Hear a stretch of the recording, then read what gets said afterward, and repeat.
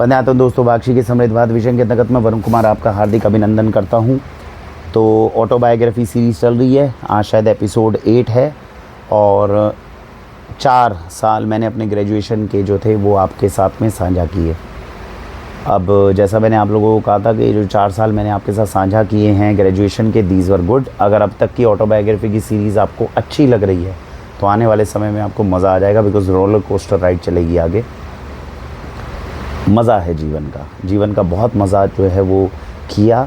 Autobiography के माध्यम से मैं अपने जितने बेनिफिशरीज़ हैं जो मुझे अच्छा समझते हैं उनके साथ में मैं अपने विचार साझा करता हूं, और इसके उद्देश्य मेरा सिर्फ बड़ा यही है कि मैं चाहता हूं कि ऑटोबायोग्राफीज़ जो हैं ये मेरे बच्चे आगे जाके पढ़ें और एक जीवन का दर्शन जो है मिले कि क्या गलतियां जो मैंने करी हैं वो गलतियां वो ना करें, और जो कुछ अच्छाई मैं करने में कामयाब हूँ उससे इंस्पिरेशन लेकर वो एक बेहतर कल का निर्माण करें।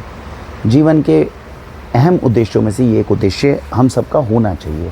दूसरे ने जो गलती, क्योंकि मैंने भी ऑटोबायोग्राफीज़ और बायोग्राफीज़ बहुत पढ़ी है लोगों की, और अच्छी बात ये रही कि मैंने ये संस्कार बहुत जल्दी जीवन में पा लिया था कि जो दूसरे ने गलती करी वो गलती मैं नहीं करने की कोशिश करी, और जो अच्छा हुआ, जो उनके अंदर अच्छाई थी, उसको मैंने ग्रहण करने की कोशिश की। तो 4 साल ग्रेजुएशन के हो गए। ग्रेजुएशन के बाद आखिरकार वो दिन आया जिसकी तैयारी मैं 4 साल से कर रहा था। किस दिन की तैयारी कर रहा था? लगातार हर रोज़ सुबह मैराथन की दौड़ पे भागता था, अच्छा खासा समय बिताया था, न्यूट्रिशन पे ध्यान दिया था। 10 किलोमीटर की मैराथन की रेस आप जीत चुके थे, आपके पास स्टेमिना ज़बरदस्त था। आप यूनिवर्सिटीज़ में, अलग अलग यूनिवर्सिटीज़ में, यहाँ तक कि दिल्ली तक में या मुंबई तक जाकर अपने डांस का लोहा मनवा चुके थे। आप बिल्कुल कम्पीट करने के लिए तैयार थे, और एक फ्यूचर एक्टर के रूप में, एक फ्यूचर सुपरस्टार के रूप में आपका लॉन्च होना ऑलमोस्ट तय था। जहाँ तक स्किल्स की बात आती है, जहाँ तक काबिलियत की बात आती है, आप हज़ारों लोगों से ये बुलवा चुके थे कि इस बंदे में दम है कि ये फिल्म इंडस्ट्री में अपना करियर बना सकता है। तो जो कुछ, और आप ये सोचिए उस समय पे मुझ में इतनी समझदारी आ गई थी कि मैं कितना प्रिकॉशियस, मतलब मैं होके इन सारी चीज़ों को कर रहा था। ऐसा नहीं हवाबाजी में, भाई मैं एक्टर बनना चाहता हूँ जी, मैं चला गया मुंबई। 99% लोग जो मुंबई में एक्टर बनने के लिए जाते हैं वो यही सोचते हैं, है ना, हवाबाजी के अंदर। लेकिन ये हवाबाजी नहीं थी। 4 साल आपने उसके लिए मेहनत करी थी, सब कुछ करी थी। तो जाहिर सी बात थी, अब नेक्स्ट आपका टारगेट था नेशनल स्कूल ऑफ ड्रामा में जाना, वहाँ पे जाके सीखना, और उसके बाद में मुंबई जाना। मुंबई के अंदर मेरे ख्याल से एक FTII इंस्टीट्यूट है, वो उसके आसपास है। तो ये 2 इंस्टीट्यूट है देश में, एक नेशनल स्कूल ऑफ ड्रामा है, एक मुंबई के आसपास वाला है। जो ये दोनों उस समय पे जब मैंने सर्च किया था तो बढ़िया था। तो मुझे ये था कि अगर मैं मुंबई जाऊंगा तो मैं इस इंस्टीट्यूट से पहले, क्योंकि अब आपको अपनी एक्टिंग का लोहा भी जानना है। मुझे ये पता था मेरा डांस वगैरह, लुक्स वगैरह, ये सारी स्टेमिना, ये सब तो बिल्ड कर लिया, लेकिन ड्रामा, जो एक्चुअल ड्रामा होता है वो सीखने के लिए तो आपको जाना पड़ेगा वहाँ पर। तो मैं उन सब चीज़ों की तैयारी कर रहा था। अब रोड ब्लॉक ये था कि यार मुझे पता था कि माता पिता तो बीच में फंसेंगे। तो जब मैं वहाँ पे ग्रेजुएशन करने के बाद अपने घर पर आ गया तो फिर प्लान बनाया गया। मैंने अपने घर वालों से फाइनली कहा कि देखो यार, मैं मुंबई जाना चाहता हूँ, आप लोग मुझे जाने दो। वो 3 इडियट्स वाला सीन है कि नहीं, वो आता है, वो बोलता है मेरे को यार वाइल्ड लाइफ फोटोग्राफर बनना है। क्या? नहीं, तुम्हें इंजीनियरिंग कराई है, तुम इंजीनियरिंग करोगे। बिल्कुल सेम ड्रामा। मैं घर वालों को, अच्छा वही 2 टुक बात करनी है, हमने ज़्यादा बातें तो करनी नहीं। तो हमने उन्हें बोला कि भैया ऐसा है, मैं जा रहा हूँ बम्बई, तुम लोग अपना ध्यान रख सकते हो। पिताजी की फैक्ट्री है अच्छी खासी, पानीपत में बैठे हो, जॉइंट बिजनेस है तुम्हारा, रोटी वोटी के कोई बांधे नहीं है। मेरी कोई बहन नहीं है जिसको मुझे ब्याना है। छोटा भाई है, वो CA बन रहा है कल को, वो अपना घर पाल लेगा। भाई तुम्हें मुझसे चाहिए क्या? मुझे आज़ाद छोड़ दो, भगवान के लिए मुझे मुंबई जाने दो, मैं एक्टर बनना चाहता हूँ, मैं कर लूँगा। सारे सर्कमस्टेंसेस बिल्कुल सही चल रहे हैं। मतलब कोई ऐसी चीज़ नहीं थी कि घर वाले मुझे 2-3 साल का, 5 साल का समय ना दे सकते हो। अरे 20-21 साल का, 22 साल का लड़का है, समझदार लड़का है तुम्हारा, यूनिवर्सिटी में लोहा मनवा चुका है, सारी जगह सबको पास कर चुका है। कोई व्यक्ति ऐसा नहीं है जो ये कह सकता हो कि भैया तुम एक्टर नहीं बन सकते। टीचर्स तक यूनिवर्सिटी के उस बंदे को सपोर्ट करने के लिए तैयार हैं। किसी माँ बाप को और इससे ज़्यादा क्या चाहिए? ये बताओ, क्या चाहिए उनको? लेकिन नहीं, पिताजी और माताजी वही ड्रामा, तुम अगर मुंबई गए तो हम जहर खा के मर जाएंगे, हमारी लाश के ऊपर से तुम्हें जाना पड़ेगा। मैंने कहा यार क्या है यार। ऊपर से माताजी वो चली गई जोशी के पास, वहाँ जाके जन्म पत्री दिखा रही हैं। जोशी दावा ठोक के कह रहा है ये अगर बम्बई चला गया ये कभी एक्टर नहीं बन सकता, इसको रोको, इससे नौकरी करवाओ। तो उसी दिन मैंने ये संकल्प ले लिया था कि पहले तो ये ज्योतिष विद्या ना खुद पढ़ूंगा, पहले तो ये एस्ट्रोलॉजी खुद सीखनी है। एक्चुअली जटिल थी, तो मैंने कहा यार अभी इसको सीखूं कि क्या करूं मैं। तो आज मैंने एस्ट्रोलॉजी जो सीख रखी है ना, उसमें बचपन से मेरे को तभी वहीं पे कीड़ा बना था। मैंने कहा इस जोशी ने मेरी ज़िंदगी ख़राब करी है, पहले आगे जाके ज्योतिष विद्या सीखूंगा, और अगर ये गलत प्रूव हो गया ना जो इसने कहा है, पहले आगे इसका गला पकड़ूंगा। ये मेरा करियर बिल्कुल ख़राब करने को तैयार है। आप सोचो, जिस बच्चे ने 4 साल इतनी सिंसेरिटी के साथ किसी से मेहनत करी हो, वहाँ पे माँ बाप कह रहे हैं हमारे ऊपर से हम तो मर जाएंगे, हम ये हो जाएंगे। अरे भाई तुम तो ये ड्रामा कर रहे हो, उस बच्चे की तो 4 साल की मेहनत ख़राब हो जाएगी। कौन सी ऐसी चीज़ थी? ये तो देखो ना कि ठीक है फिल्म इंडस्ट्री कोई एक ग्लैमर वर्ड है, बात समझ में आ रही है, लेकिन जो उसके पीछे बच्चा सिंसेरिटी से मेहनत कर रहा है, आप उसको कुछ टाइम तो दो। कुछ आप बोलो कि भाई 6 महीने ट्राई कर ले, 1 साल ट्राई कर ले, कुछ तो करें। इतना भी सपोर्ट घर वालों से नहीं मिला। पैसा पूछा तो भूल ही जाओ, जाने की परमिशन देने को तैयार नहीं। मुझे आज भी याद है, मैं जब उस समय पे था तो अपने घर की छत पे, मेरे घर की जो पानीपत में घर था, उस घर के अंदर नीचे इतना रोलाबाजी होती थी, मैं नीचे बैठना ही पसंद नहीं करता था। मैं केवल ऊपर जाता था, छत के दरवाजे की कुंडी लगाता था, छत पे आराम से बैठता था। मैंने आपको बताया था ना पिछली वीडियो में, अकेले समय बिताना, एक ईश्वर से बात करना और एक खुद से बात करना, ये मेरी ज़िंदगी का सबसे बढ़िया मतलब समय रहा है। मैंने किसी और से कभी कुछ साझा किया ही नहीं। आप लोगों को वीडियो के माध्यम से बता देता हूँ। वीडियो बनाने का ऑब्जेक्टिव भी जैसा मैंने आपको बताया, तो साथ साथ हो रही है तो बात है। तो उस समय पे फिर मुझे आज भी याद है, उस दिन मेरे को थोड़ा सा गुस्सा भी था, नाराज़गी भी थी। मैं सुबह 10 बजे, धूप हो रही है और धूप के अंदर मैं छत पे चला गया हूँ, और मैं छत पे जाके सोच रहा हूँ। मैंने कहा यार अब इस समस्या का क्या समाधान करूँ, बताओ यार। 4 साल हो गए मेहनत करते हुए, सब करते हुए, और अब ये ड्रामेबाजी बना रही है। अब अगर मैं चला गया और कल को इन्होंने कुछ खा खू के मर गए, तो पूरी दुनिया इस बात पे थू कर लेगी और बन लो भैया एक्टर तुम। माँ बाप ने जिन्होंने पाला, कभी उनकी कदर नहीं करी, कभी उनकी इज़्ज़त नहीं करी। इज़्ज़त और कदर तो क्या है, बस अंदर थोड़ा बहुत प्यार तो रहता ही है भैया माँ बाप का, लेकिन आपको मैंने बताया बचपन से अभी तक तो द्वंद्व युद्ध होता है। तो मैं अब ये सोच रहा हूँ कि भैया अगर मैं मुंबई चला गया, मुंबई जाना मेरे लिए मुश्किल नहीं था, जो 3-4 बार जा चुका है, माता पिता से परमिशन क्या लेनी। लेकिन इन्होंने इतना ड्रामा मचाया था मेरे माँ बाप ने कि मेरे को ये लग रहा था खाना पीना, वो तो अब मुझे महसूस होता है कि खाम खा में ड्रामा कर रहे थे, कहीं नहीं मरने वाले थे, भग जाता मैं। ये मुझे अब लगता है, भाग जाता कुछ नहीं होता, मरना मराना कुछ नहीं था। लेकिन उस समय पे मुझे ये लग रहा था इमोशन में आके ऐसे ही हैं कभी, क्योंकि ड्रामा इतना कर रखा है, कुछ खा पी के मर गए, पूरी ज़िंदगी मेरे को लानत रहेगी कि यार पता नहीं। अच्छा ये भी नहीं पता कि कल को जाके आप एक्टर बनोगे, आपके हाथ में संघर्ष करना है। तो आपके हाथ में इतनी तो सिंसेरिटी मुझे भी थी ना कि जाके कोई शाहरुख खान थोड़ी बन जाओगे रातों रात। मैं स्ट्रगल करने के लिए तैयार था, मैं सड़कों पर सोने के लिए तैयार था। मैं उस स्ट्रगल से जुड़ी हुई जितनी मैंने बायोग्राफीज़, जितनी स्टोरीज थी, सब मैंने पढ़ रखी थी। मैं उसके लिए खुद को तैयार कर रहा था। बस मैं एक चीज़ के लिए तैयार नहीं हो रहा था कि मैं अगर बम्बई चला गया और इन दोनों में से एक ने भी कुछ खा के अगर मरमरा गए, तो वो जो जीवन का बर्डन होगा ना, वो मैं पूरी ज़िंदगी झेल नहीं पाऊँगा। क्योंकि अगर मैं सुपरस्टार भी बन गया, अगर मैं बहुत बड़ा आदमी भी बन गया, तब भी मेरे दिल के ऊपर एक बोझ रहेगा कि यार माता पिता नहीं समझा पाया माता पिता को। और वो मतलब जो एक कर्ज़ है ना, उस समय पे इतनी अकल थी कि एक व्यक्ति के जीवन में 3 ऋण होते हैं। देव ऋण होता है, ऋषि ऋण होता है और पितृ ऋण होता है। माता पिता से मुझे बात करना पसंद नहीं है, माता पिता के साथ मुझे बैठना पसंद नहीं है, वो एक अलग बात है। लेकिन माता पिता के प्रति जो आपका फ़र्ज़ है वो तो आपको निभाना होगा ना। तो मैं ये नहीं चाहता था यार कि कल को कुछ भी गलत हो जाए और उसका कारण मैं बन जाऊँ, सिर्फ इस बात से। तो पहले तो मन को समझाया और फिर ये सोचा कि भैया क्या आगे जाने का कोई और विकल्प हो सकता है, कुछ ऐसा हो सकता है जिससे इनकी ज़िद भी पूरी हो जाए और मेरा भी काम चल जाए। तो फिर दिमाग में 2-3 विचार आए।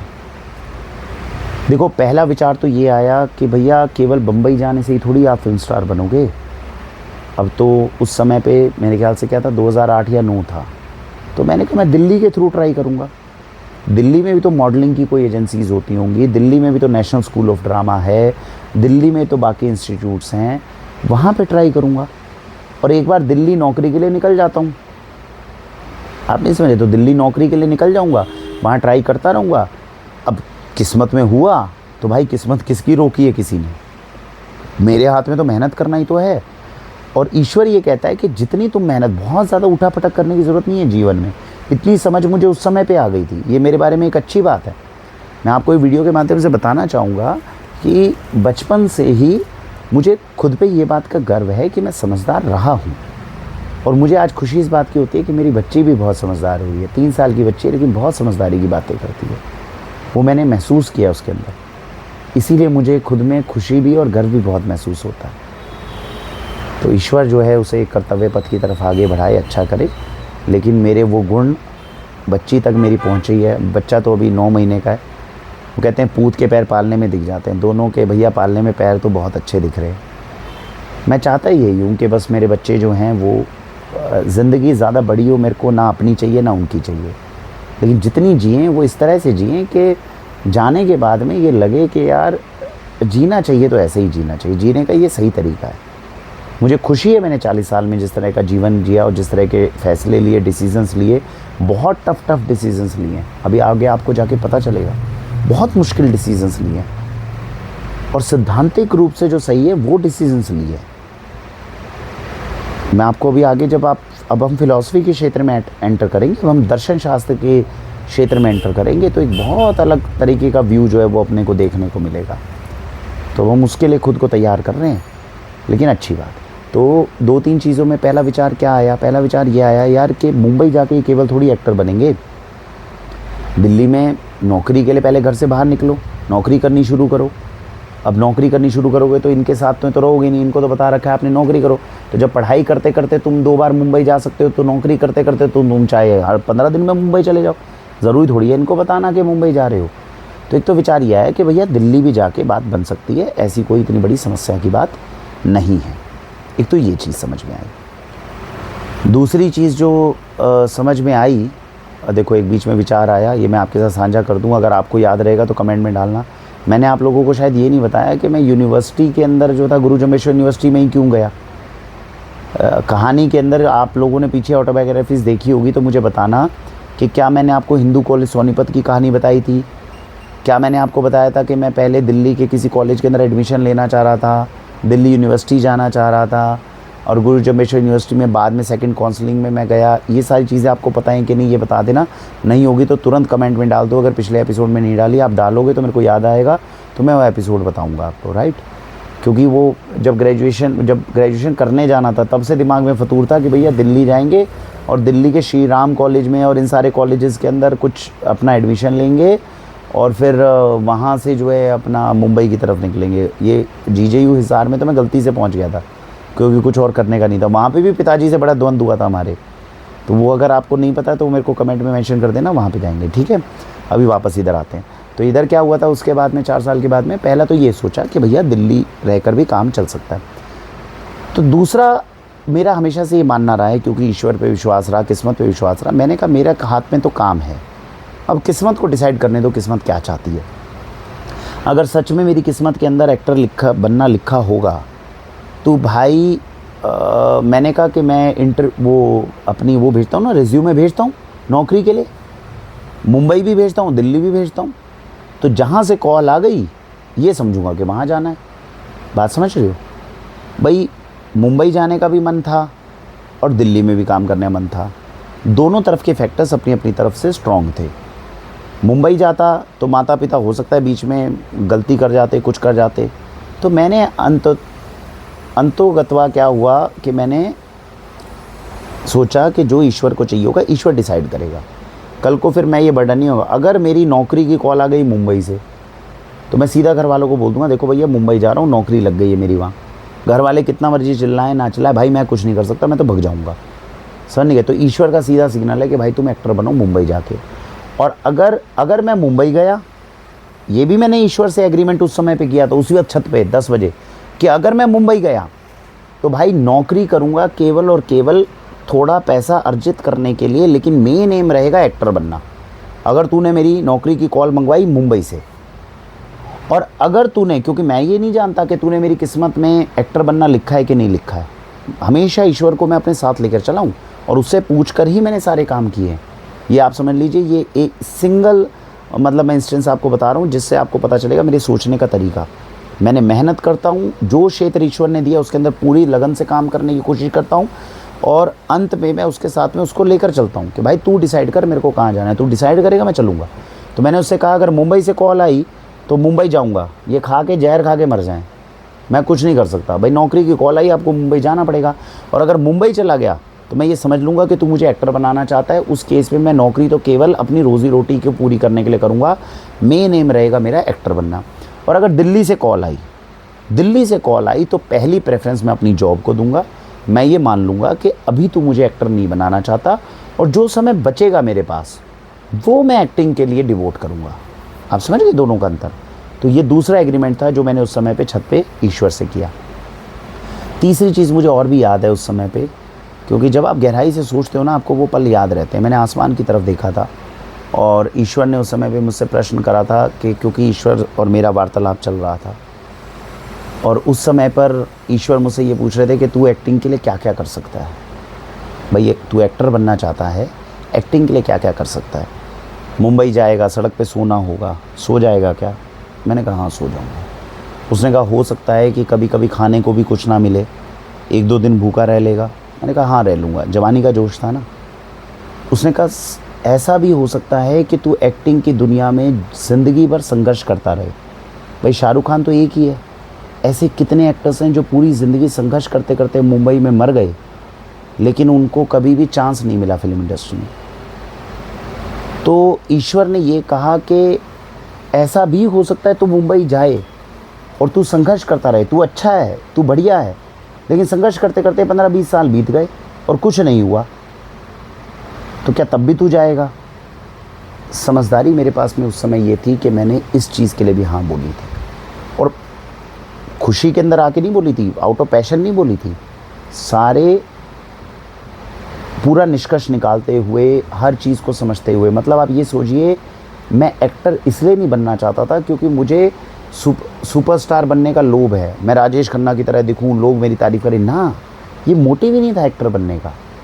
फिल्म इंडस्ट्री को चुनने का जो मेरा मेन ध्येय था वो ये था कि ईश्वर ने मुझ में कुछ टैलेंट दिया है, एक प्रतिभा दी है, और उस प्रतिभा के साथ में न्याय करना मेरा दायित्व बनता है। आप समझ रहे हैं? एक बच्चा जो अभी ग्रेजुएशन करके निकला है, उससे पूछा जा रहा है कि आप एक्टर क्यों बनोगे, तो 99% लोग आज भी देश और दुनिया में क्या बोलेंगे? ये सर मैं चाहता हूँ लोग मुझे जाने पहचाने, मैं सबसे ऊपर राज करूँ। ये सब ये मामले ही नहीं थे। सीधा सीधा मामला ये था कि भैया तूने मुझे अगर हाथ में आरी दी है और उसके साथ में आप तो बढ़ाई बनने की मैं कोशिश करूँगा, क्योंकि नहीं तो ये आरी दी क्यों है तूने मुझे? सवाल है ना, फिलॉसफिकल सवाल है ना। तो ये मेरे एक्टर बनने का था मामला। और मुझे आज भी याद है उस समय पर मैंने अटल बिहारी वाजपेयी जी के बारे में सोचा था, क्योंकि उस समय पे ये न्यूज़ बहुत आती थी। शायद उस समय पे जब मैं ऑटोबायोग्राफी या बायोग्राफी से पढ़ता था, अटल बिहारी वाजपेयी हैं, वो प्रधानमंत्री बने, एक वोट की वजह से गिर गए, लेकिन उन्होंने अपने सम्मान की खातिर कुर्सी को छुआ नहीं, सरकार गिराना पसंद किया, जबकि गलत काम करके दोबारा बन सकते थे, लेकिन नहीं करी उन्होंने कोशिश। और अटल बिहारी वाजपेयी, अच्छा अटल बिहारी वाजपेयी कितने बड़े नेता थे ये तो मैं अब जाकर, अब जब इतने साल बीत गए तब, उस समय तो इतना नहीं जानता था उनके बारे में। तो मैं उस समय पे अटल बिहारी वाजपेयी जी के बारे में ये आंकलन करता था, जब उस समय मेरे को याद है 10 बजे जब सुबह छत पे था, तो उस समय पे मेरे आदर्श पुरुष के रूप में अटल बिहारी वाजपेयी जी मुझे दिखे थे। और उनकी किस चीज़ के साथ में मैं प्रभावित था वो मैं आपको बता रहा हूँ। मैं कह रहा था यार अटल बिहारी वाजपेयी जी जो प्रधानमंत्री बने हैं वो कब जाके बने हैं? भाई उम्र उनकी हो गई होगी 75, 80, 85। उससे पहले मैं तो उन्हें जानता नहीं था, है कि नहीं? ये तो अब हम लोग हैं, हम बोल देते हैं भाई अटल बिहारी वाजपेयी जी को एक कॉलेज ग्रेजुएशन का व्यक्ति 2004 तक उनकी सरकार रही होगी ना, शायद इस वजह से उनका नाम सुनते होंगे हम। तो अटल बिहारी, हाँ, तो अटल बिहारी वाजपेयी जी का उस समय पे मैं उनको एक आदर्श पुरुष की तरफ से देखता था, और मैं ये कहता था कि अगर ये प्रधानमंत्री नहीं बनते 75-80 साल की उम्र में, तो क्या देश इनको जानता कि वाजपेयी साहब कौन है? और फिर बाद में जाके उनको भारत रत्न भी मिला है। अब एक फिलॉसफिकल सवाल है, मैं आप लोगों से पूछता हूँ कि अगर वाजपेयी साहब प्रधानमंत्री नहीं बनते, केवल वो 10 साल हटा दो, 15 साल हटा दो, जब वो प्रधानमंत्री थे, अंतिम में ही तो बने, उसके बाद तो घुटने ख़राब हो गए थे और दिक्कत में आ गए थे। अगर ये 15-20 साल हटा दो आप, तो वाजपेयी जी को आप या मैं कभी भी उनको आदर्श पुरुष की तरह डिस्कशन में कुछ लेंगे क्या? हम उनको राजनीतिक लोगों के लिए हो सकता है आदर्श हो, लेकिन आम जनता तो उनको तभी जानी ना जब वो प्रधानमंत्री बने। तो उसका लॉजिक इससे ये था कि उन्होंने अपने पूरा जीवन राजनीति में खपा दिया। उठापटक देखी होगी, पता नहीं क्या क्या देखा होगा, दुनिया में कोई नहीं जानता उनको। अंत में जाके प्रधानमंत्री बने, तब जाके दुनिया ने जाना। इससे निष्कर्ष मैंने ये निकाला कि अगर मैं फिल्मी दुनिया में मुंबई में चला जाता हूँ और अगर 40, 50, 60 साल भी मैं संघर्ष करता रहता हूँ और उसके बाद भी मुझे इसके अंदर कोई पॉपुलैरिटी नहीं मिलती या कोई व्यक्ति मुझे नहीं जानता, तो मैं ईश्वर से शिकायत नहीं करूँगा। इस डील को मैंने ईश्वर से कर लिया था कि अगर तू मुझे मुंबई लेके जाता है और मैं फिल्म इंडस्ट्री में संघर्ष करते करते अपना बूढ़ा भी हो जाता हूँ, उसके बाद भी मैं तेरे से ये शिकायत नहीं करूँगा कि तूने मेरी ज़िंदगी ख़राब कर दी। तो मैंने 3 वादे ईश्वर से मतलब एक तरह से मैं कर चुका था। आप सोचिए लेवल ऑफ मैच्योरिटी क्या था उस समय पे उस बच्चे का। अब माता पिता को तो समझ नहीं होता, हम तो मर जाएंगे, वो वार्तालाप ही नहीं, उनको समझ भी नहीं आ रहा है किस लेवल पे सोच रहा है लड़का। समझ रहे हो, माता पिता की सोच जहाँ ख़त्म होती है वहाँ से तो हम शुरू हो रहे थे। अब फिर आप कहते हो कि बच्चे हमसे बात नहीं करते। अरे बच्चों का दिमाग बहुत तेज़ होता है, इसीलिए मैं अपनी बच्ची को जो है वो एक दिशा देना चाहता हूँ। मुझे पता है मैं अपनी बच्ची के साथ में बातचीत भी नहीं कर पाऊँगा if she will be so highly intellectual. बच्चों का दिमाग बहुत तेज़ होता है यार, आप उनके साथ में, ये हम सब लोगों के लिए सीखने की बात है। हम सोचते हैं 16, 17, 17 साल के बच्चे हमसे बात नहीं करते माता पिता से।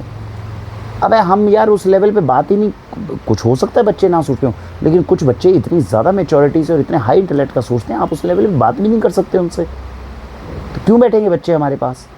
कमी दोनों तरफ है, बच्चों की तरफ भी है, क्योंकि संस्कार चलो हमने ख़राब करे और मेन ऑनर्स उसका माता पिता के ऊपर ही जाता है। भाई जो विचार जो मैं आपके साथ अभी साझा कर रहा हूँ, अगर कॉलेज ग्रेजुएट के पास में ऐसा दिमाग हो जाए और इतनी मैच्योरिटी से वो सोच रहा हो, भाई बात किससे करेगा वो? आपको लगता है उस समय के लोग, ये जो 40, 45 वाले साल वाले लोग हैं, ये इस लेवल को समझेंगे कि भाई ये फिल्म इंडस्ट्री की तरफ जा रहा है, इसको ग्लैमर की दुनिया से मत समझो? इसके क्वेश्चन ही नहीं पूछ रहे घर वाले। घर वाले तो समझना ही नहीं चाह रहे। एक बार बैठ के पूछते थे, बेटा क्या चाह रहा है तू, बता हमारी तरफ से क्या मदद चाहिए तुझे, हमें बता, विचार क्या है तेरा, क्या करना चाहता है जीवन में, चल बता हमें, हम समझते हैं उसको। कभी समझा ही नहीं, हम तो मर जाएंगे जहर खा के, ये तो दिमाग चल रहे हैं, बताओ क्या करोगे आप? ठीक, तो लेवल ऑफ मैच्योरिटी मैंने आपको बताई कि मैंने वाजपेयी जी के, मतलब ईश्वर से आपने ये 3-4 चीज़ें कर ली। मैं दोबारा बता दूं, पहली चीज़ तो आपने ये कि देख भाई, अगर तू मुंबई मुझे लेके जाता है, ईश्वर से मैं बात कर रहा हूँ, वहाँ जाकर अगर मेरी पूरी ज़िंदगी भी इस पर खप जाती है और मैं सड़कों पर सोता हूँ, तब भी मैं इसको बुरा नहीं मानूंगा। मैं ये मान कर चल रहा हूँ कि हुनर है और उसको उस चीज़ में लगाना है और मुझे कुछ नहीं चाहिए। अगर मुझे सफलता मिल जाती है तो अच्छी बात है, नहीं मिल जाती तो मैं इस चीज़ के लिए तेरे को कभी दोषी नहीं मानूंगा। ये एग्रीमेंट मैंने ईश्वर से किया। दूसरा एग्रीमेंट मैंने ईश्वर से ये किया कि अगर मुंबई की तरफ से मेरी कॉल आती है नौकरी की, तो मैं ये मान कर चलूँगा कि मुझे नौकरी कम करनी है और मुझे फिल्म इंडस्ट्री में अपना करियर बनाना है, मेरी प्रायोरिटी फिल्म इंडस्ट्री रहेगी। और दिल्ली से आती है तो वहाँ जॉब ज़्यादा करूँगा और फिल्म इंडस्ट्री को सेकंड प्रायोरिटी रखूँगा। ये मैंने एक मामला रखा, उसके ऊपर मेहनत करो, लेकिन उसका फैसला उसको, जो विधि के विधान का फैसला है उसके अंदर इंटरफेरेंस ना करो। ये मैच्योरिटी उस समय पे आ चुकी थी, तो दूसरा फैसला किया। और तीसरा तो यही था कि यार यहाँ से निकलो, घर से निकलो। अगर इनके बीच में बैठे रहे ना भैया, तो ज़िंदगी में ना तो तुम दिल्ली जाओ, तुम बम्बई जाओ, तुम सोनीपत चले जाओ, लेकिन भगवान के लिए छोड़ो। इसीलिए मेरे को अपने घर में आना ही पसंद नहीं था, मैं छुट्टियों में भी नहीं आता था इनके पास में। तो ये मामला था मेरा। तो ये सब कुछ हुआ, तो फिर मैंने उसके बाद रेज्यूमे अपने डाले, CV डाला। दिल्ली से एक कंपनी से कॉल आ गई मेरे पास। उस कंपनी का नाम था क्यूरेशो, फार्मास्यूटिकल कंपनी थी। मैंने B Pharma किया हुआ था, मार्केटिंग रिप्रेजेंटेटिव की, मेडिकल रिप्रेजेंटेटिव की जॉब मिलनी थी, मैं 4 साल से जानता था। और ये आप समझ सकते हैं, इसे बोलते हैं लॉन्ग टर्म मैराथन। मैंने पहले भी वीडियोस में बताया होगा। ग्रेजुएशन के दौरान फर्स्ट ईयर में जाते ही मैंने अपने सीनियर से ये समझ लिया था, भाई आगे जाके क्या क्या करियर बन सकते हैं। और उन सारे करियर में मेडिकल रिप्रेजेंटेटिव की जो जॉब थी उसको मैंने फाइंड आउट करके एक्सेप्ट कर लिया था। देखो अभी एक और चीज़ बीच में याद आ गई है, मैंने ग्रेजुएशन के सारे काम क्लियर कर लिए, लेकिन उसमें जो टेढ़े काम हुए थे वो मैंने आपको अभी तक नहीं बताया। एक एग्ज़ाम ऐसा था जिसमें मैंने पढ़ाई लिखाई नहीं करी थी और मैं सेकंड आ गया था, थर्ड आ गया था, सेकंड थर्ड। तो कमेंट के अंदर लिख देना इसके बारे में, अगर कहानी आपको नहीं पता है तो वो भी लिख देना। ये तो मेरे ख्याल से मैंने आपके साथ साझा नहीं करी है, या आज दूसरी एक वीडियो बनाऊंगा उसमें साझा कर दूंगा आपके साथ में क्लिपिंग के साथ, ठीक है। या अभी इस मैटर को कंप्लीट कर लूँ, स्टोरी के बीच में इंटरप्शन नहीं आना चाहिए, लिख लेता हूँ कहीं पे, तो वो मैं आपको बताऊँगा, है ना। अरे बड़े बड़े काम किए थे ग्रेजुएशन के दौरान में, वैसे तो मज़ा आया होगा। ये लिख देता हूँ, पेपर में बेईमानी से चीटिंग करके फर्स्ट कैसे आए, फर्स्ट या सेकंड, फर्स्ट डिवीज़न कैसे आई, ये मान लो आप, ठीक है। लोगों के नाम नहीं बताऊँगा मैं, फंस जाएंगे बेचारे, ठीक है जी। ये मैंने लिख दी ये इसको इस वीडियो के एंड में बता देंगे, ठीक है, तो इसको इसमें मेंशन कर लेंगे। हाँ, तो हम कहाँ थे, तो ग्रेजुएशन वहाँ से, हाँ, तो क्यूरेशो कंपनी से कॉल आया, तो मैं उनके पास में गया। तो जब क्यूरेशो कंपनी से कॉल आया और जब मैं गया, तब तक एक कॉल मेरे पास में मेरे मित्र थे। भाई मैं अकेला तो मेडिकल रिप्रेजेंटेटिव दिल्ली में लग नहीं रहा था, तो दूसरे लोग भी लग रहे थे। तो उनमें से मेरे एक दोस्त ने भी मुझे बताया कि यार मैं दिल्ली आ रहा था इंटरव्यू देने, इतने में उसकी कॉल आ गई और उसने बोला कि भाई तू वहाँ जा रहा है देने के लिए, ग्लेनमार्क कंपनी है, वहाँ पर भी इंटरव्यू दे देना। मैंने कहा भाई वहाँ कितने की तनख्वाह लग जाएगी? वो कह रहा है 17-18 हज़ार की नौकरी लग जाएगी, तू ग्लेनमार्क में भी दे दियो, मैंने बात कर लिया, तू वहाँ भी चला जाइए। मैं कहा ठीक है। मैंने कहा पहले मैं क्यूरेशो कंपनी में जाता हूँ, तो क्यूरेशो कंपनी में गया। अब कॉन्फिडेंस ज़बरदस्त, मतलब आप समझ रहे हैं, उसे ओवर कॉन्फिडेंस नहीं कह सकते, आप ये समझ सकते हैं कि तब तक मैं दुनिया को इतना परख चुका था। आपने देखा ना ग्रेजुएशन में क्या क्या चीज़ें हुई हमारे साथ। तो आप व्यवहारिकता, इससे भी मैं आप लोगों को ये बताना चाहूँगा कि बच्चों को जो है ना दुनिया से मिलने जुलने दो। मैंने आज भी एक वीडियो बनाई है कि बच्चे जब रिस्क ले रहे हो लेने दो, आप प्रोटेक्शन के लिए पीछे खड़े हो जाओ, मदद के लिए खड़े हो जाओ, लेकिन दुनिया के अंदर ना उनको जूझने दो, संघर्ष करने दो, बिकॉज ज़बरदस्त कॉन्फिडेंस आता। तो उन्होंने, क्यूरेशो वालों ने बोला था कि जब आप आओगे तो आप ड्रेस कोड बना के आना, टाई पहन के आना, फॉर्मल ड्रेस कोड में आना एंड ऑल दैट स्टफ। ये मेल वेल में कुछ उस समय लिख रखा था। अब मैं कहा हट, इतना सब कुछ करके जाएंगे, अगर मुझ में काबिलियत, आप सोचिए, सोचने का तरीका, मुझ में काबिलियत, उन्हें हायर किसको करना है? ड्रेस कोड को हायर करना, मुझे करना है। वो आपने देखी ना फिल्में, वो कौन सी एक फ़िल्म थी जिसके अंदर वो व्यक्ति अभी इंटरव्यू लेता है और एक बंदा जाता है कुछ भी पहन के जाता है, सीधा जीन्स पहन के गया, फ्लोरल शर्ट अपनी उस समय पे थी वो पहन के गया, टक इन करी थी, मतलब वो ठीक थी, ऐसा नहीं था छपरी बन के चले गए यार, ठीक थी, कोई टाई वाई कुछ नहीं पहन के गया क्यूरेशो में। आप समझ रहे हैं? और सीधा वहाँ गए और उस समय पे रीजनल बिजनेस मैनेजर थे मिस्टर श्रीनिवासन। अब आप लेवल ऑफ इंटरव्यू देखना जो उनकी और मेरी बात हो रही है, फिल्मों में नहीं मिलेगा ये इंस्टेंस जो वहाँ पे हो रहा है। तो मैं वहाँ जाके बैठा, तो बैठने के बाद उन्होंने कहा हाँ जी Varun, please do tell us something about yourself. तो फ्लुएंट थे, हिंदी में बताना पसंद करते थे, हिंदी में भी बताया, और अंग्रेज़ी में जो बता सकते थे अंग्रेज़ी में बताया। ही वॉज इम्प्रेस्ड, क्योंकि मेडिकल रिप्रेजेंटेटिव के लिए मैं ये जानता था, अगर आप मेडिकल रिप्रेजेंटेटिव बनना चाहते हो तो आपकी कम्युनिकेशन स्किल्स बहुत अच्छे होने चाहिए, फ्लुएंसी अच्छी होनी चाहिए, तर्क शक्ति होनी चाहिए, सामने वाले को बताना कि यही उत्पाद तुम्हारे लिए सबसे बेहतरीन है, ये सब कुछ होना चाहिए। और इसके अंदर कहीं ना कहीं कॉन्फिडेंस था, मुझे पता था मैं जीत जाऊँगा मामले को। तो होता है ना, चौके छक्के मारने वाले बंदे को पता होता है मैं निकल जाऊँगा। अच्छा, स्टेज शोज़ करते थे, 2000 लोगों को जो बंदा फेस कर ले, वो एक दो को तो क्या है, निपटा देंगे हम, ऐसी है कि नहीं। लॉजिक बहुत ज़बरदस्त था। तो ये सारी चीज़ें थी। तो मैं बैठा, तो उन्हें बताया, ही वॉज इम्प्रेस्ड, तो कहते यार लड़का तो स्मार्ट है सर। उन्होंने कहा कि आप टाई नहीं पहन के आए, आप फॉर्मल ड्रेस में नहीं आए, हमने मेल में लिखा था कि आप फॉर्मल ड्रेस में आएंगे, सब आएंगे। तो मैंने कहा सर मैंने ज़रूरत नहीं समझी, मुझे लगा कि इंटरव्यू के अंदर इस चीज़ की शायद ज़रूरत नहीं है, इसलिए मैं पहन कर नहीं आया। सीधा मैंने बता दिया उनको। अब वो एरोगेंसी दिखे, वो क्या दिखे, वो पता नहीं। तो जब इंटरव्यू हुआ, उन्होंने मुझसे कुछ चीज़ें करवाई कि भैया ठीक है, आप बताएं ये प्रोडक्ट जो है इसके बारे में क्या जानते हो या क्या चीज़ें, वो सब मैंने करी। ठीक है, तो उसके बारे में हुआ। He was very much impressed कि यार ये लड़का जो है धुरंधर है, ये मेडिकल रिप्रेजेंटेटिव के तौर पे एक बेहतरीन बंदा जो है साबित होगा। अब मेन चीज़ आती है, जब उनके क्वेश्चन से पूरे हुए, मैंने जवाब दे दिए, तो उन्होंने कहा ठीक है आप हमारी कंपनी को ज्वाइन कर सकते हो और आपकी पे सैलरी जो है ये रहेगी। वो पे सैलरी जो है वो तकरीबन आप समझिए 7,000 रुपीज़ के आसपास आ रही थी, मतलब समझ लो 5,000 रुपये सैलरी थी और 2-2,500 रुपये ऊपर का TADA वगैरह मिलाकर बन रहा था। अब देखो टर्न टेबल कैसी होती है। अब मैं उनसे पूछ रहा हूँ कि सर देखिए आपने मुझे क्लियर कर दिया कि मैं क्यूरेशो को ज्वाइन कर सकता हूँ, आप मुझे बताइए सर मैं क्यूरेशो को ज्वाइन क्यों करूँ। मेरे पास में अभी ग्लेनमार्क कंपनी से ऑफ़र है जो मुझे 17 से 80,000 रुपये बड़े आराम से दे देंगे। आप मेरा कैलिबर देख चुके हैं, आपने जिस तरह से मुझे पास किया है, मैं ये जानता हूँ मैं ग्लेनमार्क में जाऊँगा, मैं वो भी क्लियर कर दूँगा। तो जो कंपनी मुझे 17-18 हज़ार रुपये देने के लिए तैयार है, why should I work in your company.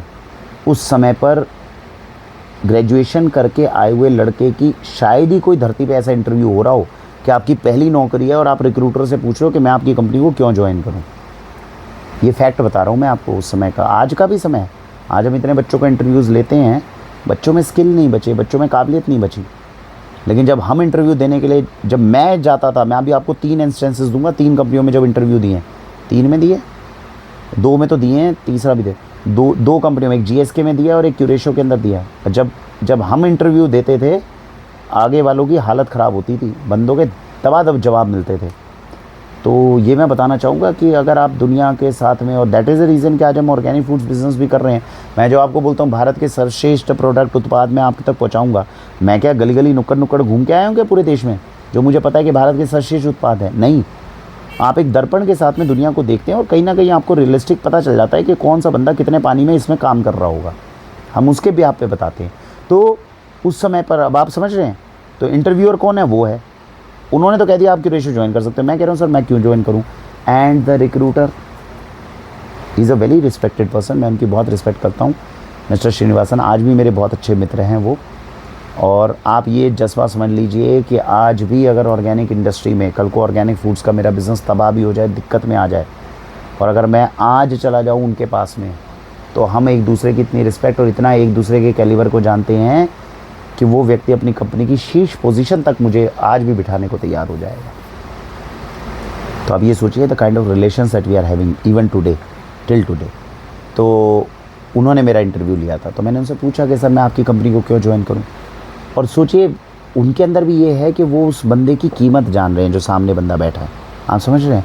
वो ये नहीं कह रहे कि तुम्हारा यार तुम जुम्मा आए हो, तुम मुझसे एक ऐसे सवाल पूछ सकते हो, I am regional business manager of the company. नहीं, उन्होंने बड़ी सिंपली उन्होंने इस क्वेश्चन की रिस्पेक्ट की, और रिस्पेक्ट करते हुए, जितना मैं आपको टोर में बोल रहा हूँ इतनी टोर में नहीं बोला था, ये भी एक मैच्योरिटी थी मेरे में।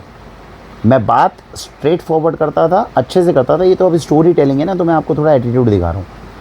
सिंपल सोबर तरीके से आप ये क्वेश्चन पूछे मैंने उनसे, और मैंने ये क्वेश्चन पूछा कि why should I actually join your company? Sir मैं किस बात से प्रेरित होकर इस कंपनी को ज्वाइन करूँ? 17,000 मुझे मिल रहे हैं जो लैंडमार्क में। तो उन्होंने बोला देखो यार, सबसे पहली बात अब देखो सामने इंटरव्यूअर भी समझदार होना चाहिए। ये एक ऐसी चीज़ है जिसमें इंटरव्यू देने वाला भी समझदार है और इंटरव्यूअर भी समझदार है। मैं आपको फैक्ट बताऊं, उसके बाद में मुझे कंपनी में ऐसे लुल्लू लोग मिले हैं, बड़ी से बड़ी कंपनी में, जीएसके तक में। अगर उनमें से किसी से मैं ऐसा सवाल पूछ लेता हूँ उनके पास जवाब नहीं होता कि वाई शुड दे। ये मेरा बहुत बड़ा सौभाग्य रहा कि जो मैनेजर्स मेरे मिले ना, वो मैनेजर्स हरफनमौला थे। अभी इसी क्यूरेशो कंपनी में जो मेरा बाद में, क्योंकि जैसे ही मेरा इंटरव्यू होकर क्लियर होगा, 1 साल के अंदर अंदर ये जो श्रीनिवास जी हैं, ये जो रीजनल बिजनेस मैनेजर है, ये ऊपर चले जाएंगे, नेशनल लेवल पे चले जाएंगे, और इनकी जगह भाई दूसरे आरबीएम आएंगे, भाई वो फुद्दू। तो वो लोग मिलते हैं पूरी, और वहाँ पे किसी भी इंडस्ट्री में देख लो आप, लॉजिकली सही से जवाब देने वाले मैच्योर मैनेजर्स नहीं मिलते। और ये मेरी अच्छाई रही कि मैं कम से कम 2, 3, 4 इस तरह के मैनेजर्स से मेरा साक्षात्कार हुआ, और आज वो मेरी नॉलेज को और मेरी अंडरस्टैंडिंग को, और ये जो कॉर्पोरेट में आपका बिहेवियर होता है, इसको तो उन्हीं लोगों ने मुझे सिखाया ना। पेशेंस, धैर्य नहीं सीखा था मैंने ग्रेजुएशन तक। आप समझ रहे हैं? कुछ आपके साथ गलत हो जाए, आज कोई व्यक्ति मेरे साथ गलत कर दे, तो आपके अंदर इतनी एनर्जी है, उस समय जवान हुआ, पैशनेट इतना हो, कैसे कह दिया मुझे गलत, धड़ाधड़ आप नाप दोगे उसको। तो ये धैर्य मेरे अंदर लाने की जितनी भी कोशिश करी है, ये सब इन्हीं कंपनी के मेंटर्स ने करी है। तो श्रीनिवास जी से जब मैंने पूछा कि मैं आपकी कंपनी में क्यों ज्वाइन करूं, उन्होंने क्या जवाब दिया? उन्होंने लॉजिकली समझाया। उन्हें समझ में आ गया था कि सामने वाला व्यक्ति तर्कशील बात करना चाह रहा है, और मैं तर्क से ही इसको बता सकता हूँ, और ये व्यक्ति कल को कंपनी के लिए एसेट प्रूव हो सकता है, मुझे इसको नहीं खोना है। तो उन्होंने एटीट्यूड नहीं दिखाया उस समय, जबकि एक कंपनी के आरबीएम थे।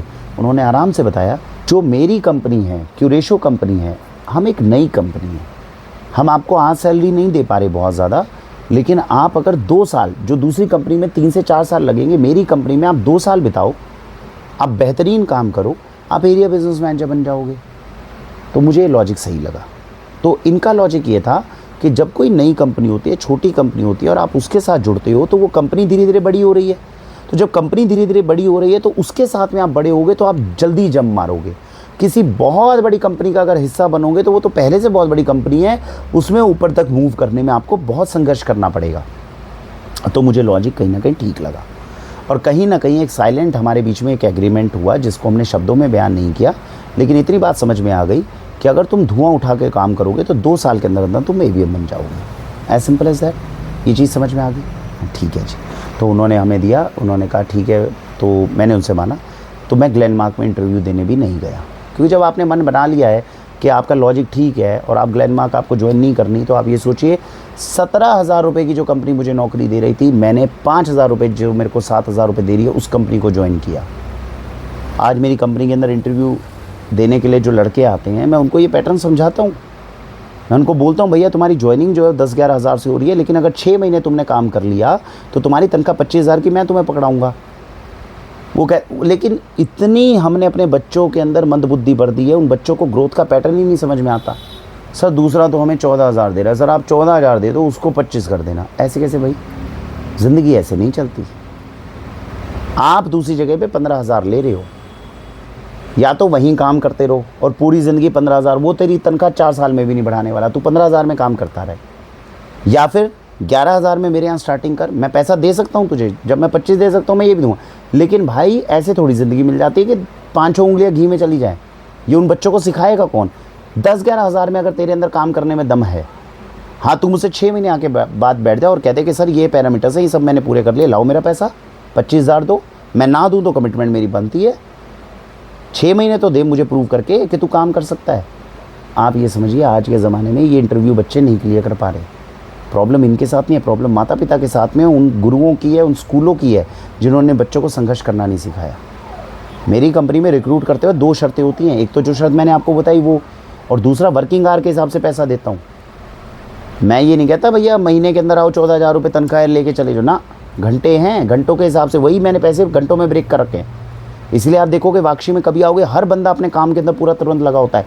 12-12 घंटे मेरे यहाँ काम करते हैं लोग, और किसी भी एक व्यक्ति को मैं काम करने के लिए नहीं बोलता, अपने आप करते हैं, क्योंकि उनको पता है जितने ज़्यादा घंटे काम करेंगे अपने, और खुशी से करते हैं, खुशी से करते हैं, इसलिए 12 घंटे के अंदर भी मुस्कुराते रहते हैं।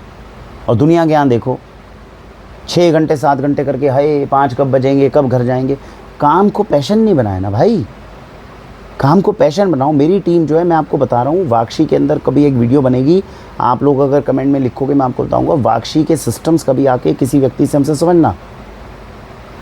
ये भैया पूरी दुनिया के अंदर गूगल कंपनियों को टक्कर दे रहे हैं इस समय पे हम, जिस तरह के हमने सिस्टम्स बच्चों के लिए रिलैक्स स्ट्रेस फ्री एनवायरनमेंट बनाया हुआ है, इसीलिए तो इतनी ज़बरदस्त प्रोडक्टिविटी निकालती है वाक्षी की टीम, और ऐसी ऐसी चीज़ें करती है जिससे मैं इंस्पायर होता हूँ। मैं आपको फैक्ट बता रहा हूँ, ये बंदे जो मेरी टीम में हैं, चाहे 5 बंदे हो चाहे 6 बंदे हो, आप देश में टक्कर के अंदर उतार दो, ये बड़े से बड़े धुरंधर को पछाड़ देंगे। मेरी पत्नी आई थी कंपनी के अंदर बीच में कि मैं जॉब नहीं करना चाहती, अपना घर का बिज़नेस है, मैं तो घर का बिज़नेस करूँगी। मैंने कहा कि बैठ लाए, 3 दिन के अंदर अंदर उसके छक्के छुड़ा दिए थे इन्होंने, ये अनपढ़ बच्चों ने। इनमें से कोई पढ़ा लिखा नहीं है जो मेरी टीम के अंदर है। क्या मैडम आप यार सीए हो, आप चार्टर्ड अकाउंटेंट, ये चीज़ नहीं आती, ये चीज़ नहीं आती। इतनी भद उस बेचारी की खुद की पिटी है, ये कुछ नहीं कह रहे थे, लेकिन उसको ये लग रहा था यार ये अनपढ़ लोग इतना ज़बरदस्त काम कर पा रहे हैं, मैं पढ़ी लिखी होकर नहीं कर पा रही हूँ। दर्पण दिखा दिया था 5 दिन के अंदर अंदर मेरी टीम ने। सेमी क्वालिफाइड सीए है और इस समय पे 65-70 हज़ार की नौकरी करती है, ये बेचारे करते हैं 20-25 हज़ार की नौकरी। तो ये लेवल है जिस चीज़ को हम पकड़ कर चलते हैं, यहाँ पे हम करते हैं काम। ठीक है जी।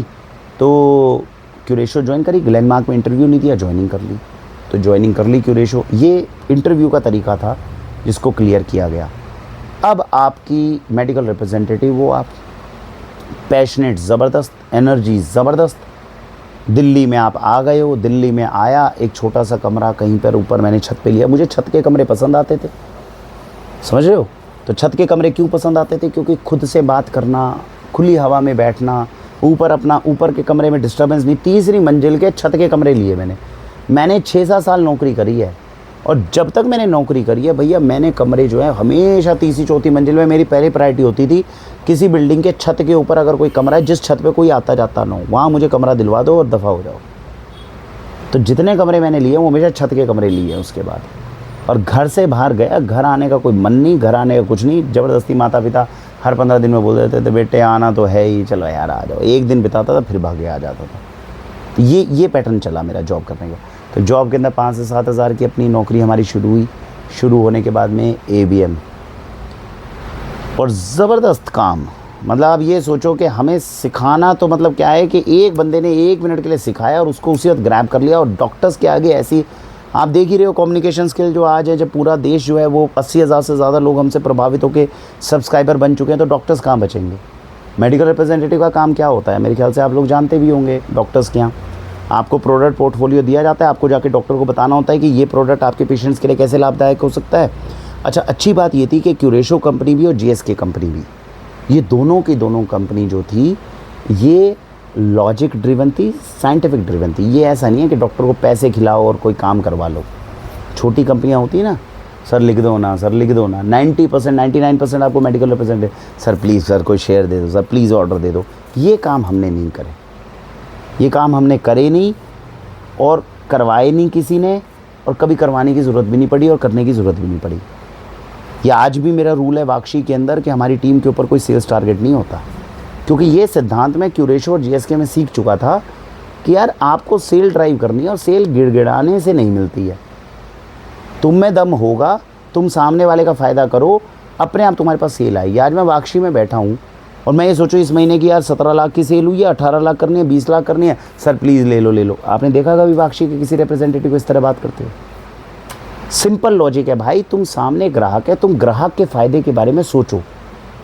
कहीं नहीं जा रहा पैसा, वो बेचारा कहीं नहीं जाने वाला ग्राहक, वो ग्राहक त्रस्त है बेचारा। वो दुनिया के अंदर जाता है किसी दुकान पे, कोई उसको लूट लेता है, कोई सामान चेप देता है, कोई मरे जिए किसी को पड़ी नहीं है। तुम कुछ मत करो, तुम वो जैसे ही आया है उस व्यक्ति के लिए बस ये सोचो कि मेरे कारण इसका फ़ायदा कैसे हो सकता है, और तुमने उसके 1 या 2 फ़ायदे करा दिए। वो व्यक्ति अब तुम्हारे अलावा किसी के पास नहीं जाने वाला, क्योंकि कलयुग के अंदर वो सिर्फ एक कंधा चाहता है जहाँ पे भाई मेरे साथ धोखा मत करो बस।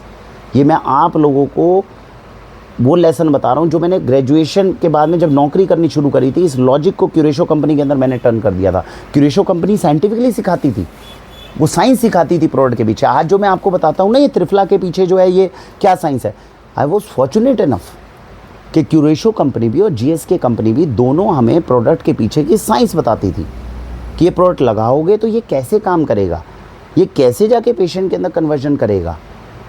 और उस समय पे 90% ऑफ द कंपनीज जो थी वो साइंस और लॉजिक जानती नहीं थी, और डॉक्टर साइंस और लॉजिक समझना पसंद नहीं करते थे। ठीक है, ये इस कंपनी का बंदा आया है, हाँ कितना शेयर चाहिए यार, चल 6 प्रोडक्ट इसके भी लिख दो। ये एटीट्यूड होता था डॉक्टर्स का। तो ये क्यूरेशो के अंदर जब हमने ज्वाइन करा था, और चाहे मेरी तनख्वाह 7,000 थी, लेकिन भैया टॉप कंपनीज़ के साथ में हम गुरूर के साथ और गर्व के साथ चलते थे। प्रोडक्ट की क्वालिटी 1 नंबर की, ज़बरदस्त कंपनी, स्किन के प्रोडक्ट्स बनाती है, स्किन के प्रोडक्ट्स बनाती है। इनोवेशन के ऊपर ये कंपनी जो थी काम करती थी क्यूरेशो।